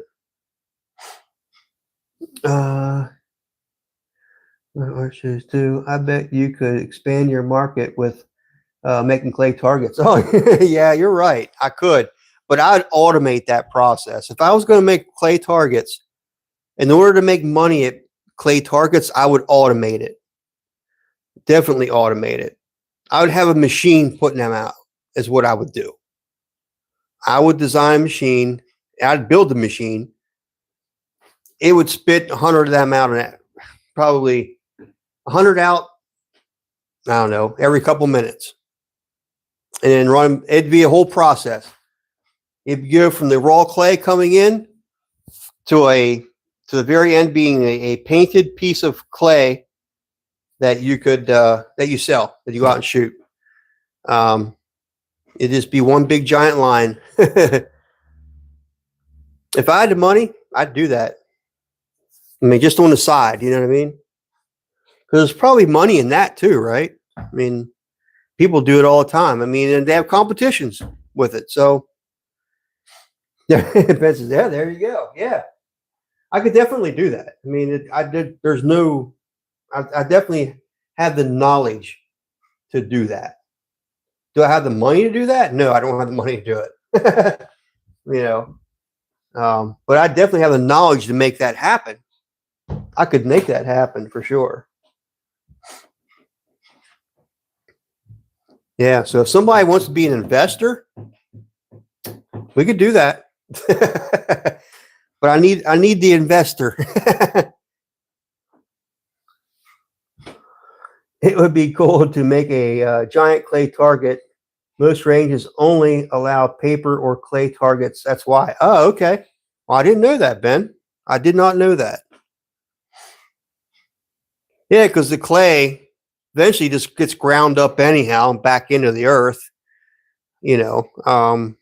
So it's just becomes part of the earth again. You love the dolphins. Yeah, I love the dolphins too. They're really cool. Like I said, I didn't paint on them yet, or I should say glaze, because I want to pick out some glazes, and so they kind of look more like dolphins, But I want them to be works of art too, as far as the way the glaze runs on them a little bit. So yeah, they're going to be I just want them to look better than what the glazes I have right now. Glazes I have right now, the only thing I could use was like a white and a blue for the water. Dolphins are more of a gray color anyhow. Even the blue dolphins are they're more of a gray color. There's white dolphins out there, but very few of them. And so I don't have a really good gray unless I do something with my black. Um, I have to get a gray. So I'm just waiting until I get some good glazes to do my dolphins. And then I'll make a couple more dolphins to top that off yet too.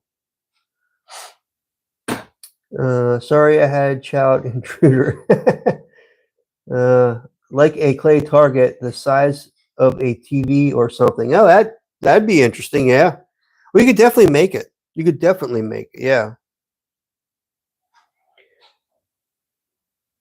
I've seen so many wild dolphins while in the Navy. I bet you did, Ben. I bet you've seen quite a few dolphins. I need a dolphin for sure. Yeah, they are cool. They are definitely cool. They just take a lot of time. You guys saw me make them. I made them live, so they do take time to make, and they don't always turn out. If sometimes they get a little bit too top heavy or whatever, and they start leaning, and then I have one over here that leaned on me, and it's kind of hard to put a liquid in there, and it kind of look cattywampus, and two piggies. I got some piggies. I need to make some piggies and put some names on them, I guess. That's right, what I should do. I usually put names on the piggies, but I don't have to. I buy them all, obviously. They're so intricate, and your time is worth so much. Just maybe throw me a discount code. I do want to do that, though, is do a discount code for my store. So that will be coming sometime soon. Like when I get the rest of this stuff in my store. Once I get a lot of this stuff in my store, I'd probably get a lot more traffic because then there's a lot more to look at. Right now I have, I don't know, not that many pieces. I don't know how many it is. It's not even that many pieces. Let's see. Now the leaning dolphin is ideal for an air plant plant. Well, that's a thought. That's a thought. I never thought about that. That's kind of froggy. That's kind of neat. Yeah, I have one that's I think it is this one. This one here. I don't know if you can see, but he kind of leans down this way a little bit. So, but yeah, you could put a planter in there for sure. Yeah, for sure.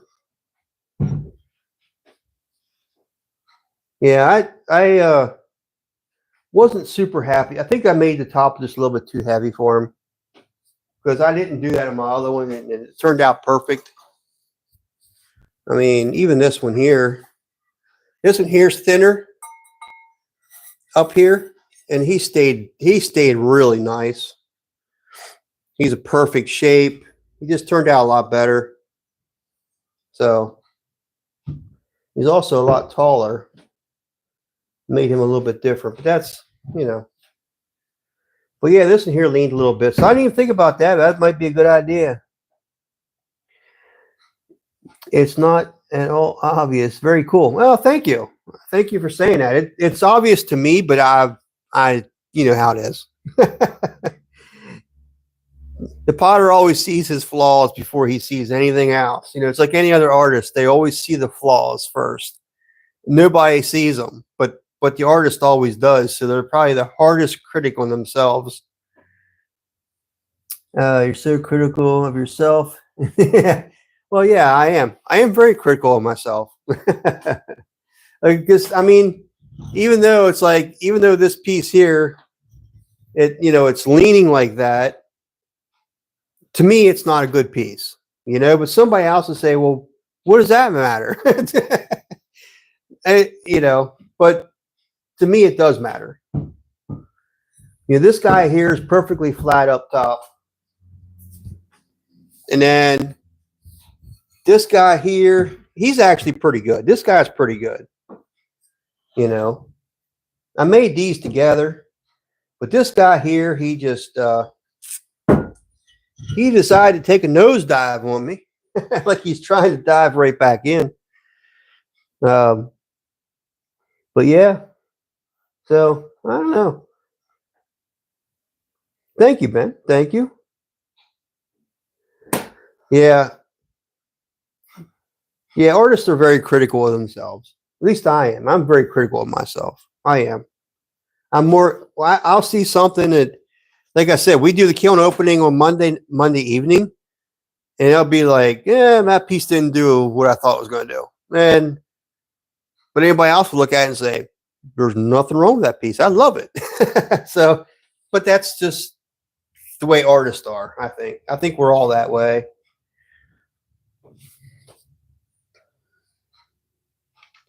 But I need to get all of that stuff there in my store. Every last bit of it, top to bottom, that all needs to be in the store. The same with these pieces over here. All of those pieces on that shelf needs to be in the store. So it's quite a bit to put in the store. Quite a bit. But it all has to get done. And I don't know that I'm the person that's going to do that. I hope my wife can do it, because it'd be a lot easier on me if she could, for sure. A lot easier on her, I think, because she can do the typing, I think, although her arthritis might not be too swell. Yeah, that might give her a bit of a problem. Like I said, I'd like to see my oldest daughter do it for me. I think she'd be pretty good at that kind of stuff. But I don't know. Hopefully I get some help with it. So anyhow, guys, it's what, 11 o'clock here? 11 o'clock here, Eastern Standard Time on the East Coast. But I think I'm going to call it a night for my live. If you was closer, I'd gladly help. I know you would, Leah. I know you would. But yeah, so I think I'm going to call it a night. And then I think tomorrow, I don't know what time, guys, but I'd like to actually go live earlier tomorrow. Like, I don't know, sometime in the afternoon or something, or mid-morning. I don't know. And go live and get on the wheel. I have a lot of stuff on the wheel I need to do. So I'd like to do that tomorrow. So look for me tomorrow sometime. Same channel. So yeah, anyhow, I'm starting to get tired. I got to eat something. I got to figure out what I'm going to eat. So I get something to eat. No, it won't be fast food, obviously. I got to make something. My wife prepared all these meals for me, so I can pull them out of the fridge and stick them in the microwave. And God bless her soul. I mean, she did all that. She's really good. She goes, I'm going to make sure you have plenty of food. You're not going to go hungry and everything. And she's right. You know, she did all that for me. She takes very good care of me. And she'll tell you I'll take care of her too. So, you know, because we know she's got a lot of health problems. So Jackie is amazing. Yep. But we'll only be on about an hour. I'd love to watch you after noon. Oh, okay. Oh, okay, Leah. Well, maybe so. Yeah, maybe templates or something. Yeah, because templates would make it a lot easier for sure. Yeah, so anyhow. But thank you all for staying and watching me. There's still 5 of you here, it says. thank you for giving me a thumbs up. And if you're new here, thank you for subscribing. And, you know, I'm going to try to do things more on a regular basis, but with the way what my work is and my wife, it's hard for me to say I'm going to be on this at this time every single day. It's very difficult for me to say that. So I'd say the best thing to do is to hit the notification bell for all. And that way, hopefully you're able to catch me on a live. That's probably the best way to catch me if YouTube works the way it's supposed to work. Because I don't even get all my notifications, and I don't know why. So, and several people in here told me tonight that they did not get a notification. So that's really odd. So anyhow, thanks for the live, Uncle. Do return soon. We all missed you. Thank you. Well, I missed everybody else. I mean, I'm very thankful that everybody dropped in tonight. Pretty much everybody did, which is pretty cool. So thank you all for stopping in. Look for me tomorrow. Sometime tomorrow. I'll try to make it so that, Leah, you won't miss anything. But anyhow, yeah, if you can, stop and watch me tomorrow. I appreciate it. I need the watch hours, and I need the subscriptions. If you know anybody that likes to watch this kind of content, turn them on to me. I mean, I think they'll like what they see. I mean, I'm going to be doing some throwing tomorrow, so they'll get to see me on the pottery wheel. So tonight was kind of a boring night as far as viewing, I think, because of just glazing and loading the kiln. It's not super exciting for most people. But anyhow, you can learn, right? It's a chance to learn how the process is all done. So, yes, I know. But anyhow, I hope you all can hear me really good. I put the mic down here on my arm, hopefully, that it would work better down here than up here. So hopefully that helped. But anyhow, again, thank you all, and look for me tomorrow night. You all have a great evening, a blessed evening, and I hope you have a even more blessed day tomorrow. All right? Awesome. I'm glad it does sound great. All right, guys. Love you all, and we shall see you hopefully tomorrow, right? All right. Have a great evening. And I'm going to spin my phone around. All right. Whoa, okay. Oh, we're still here. Okay. All right, guys. Good night. Love you all. See you tomorrow.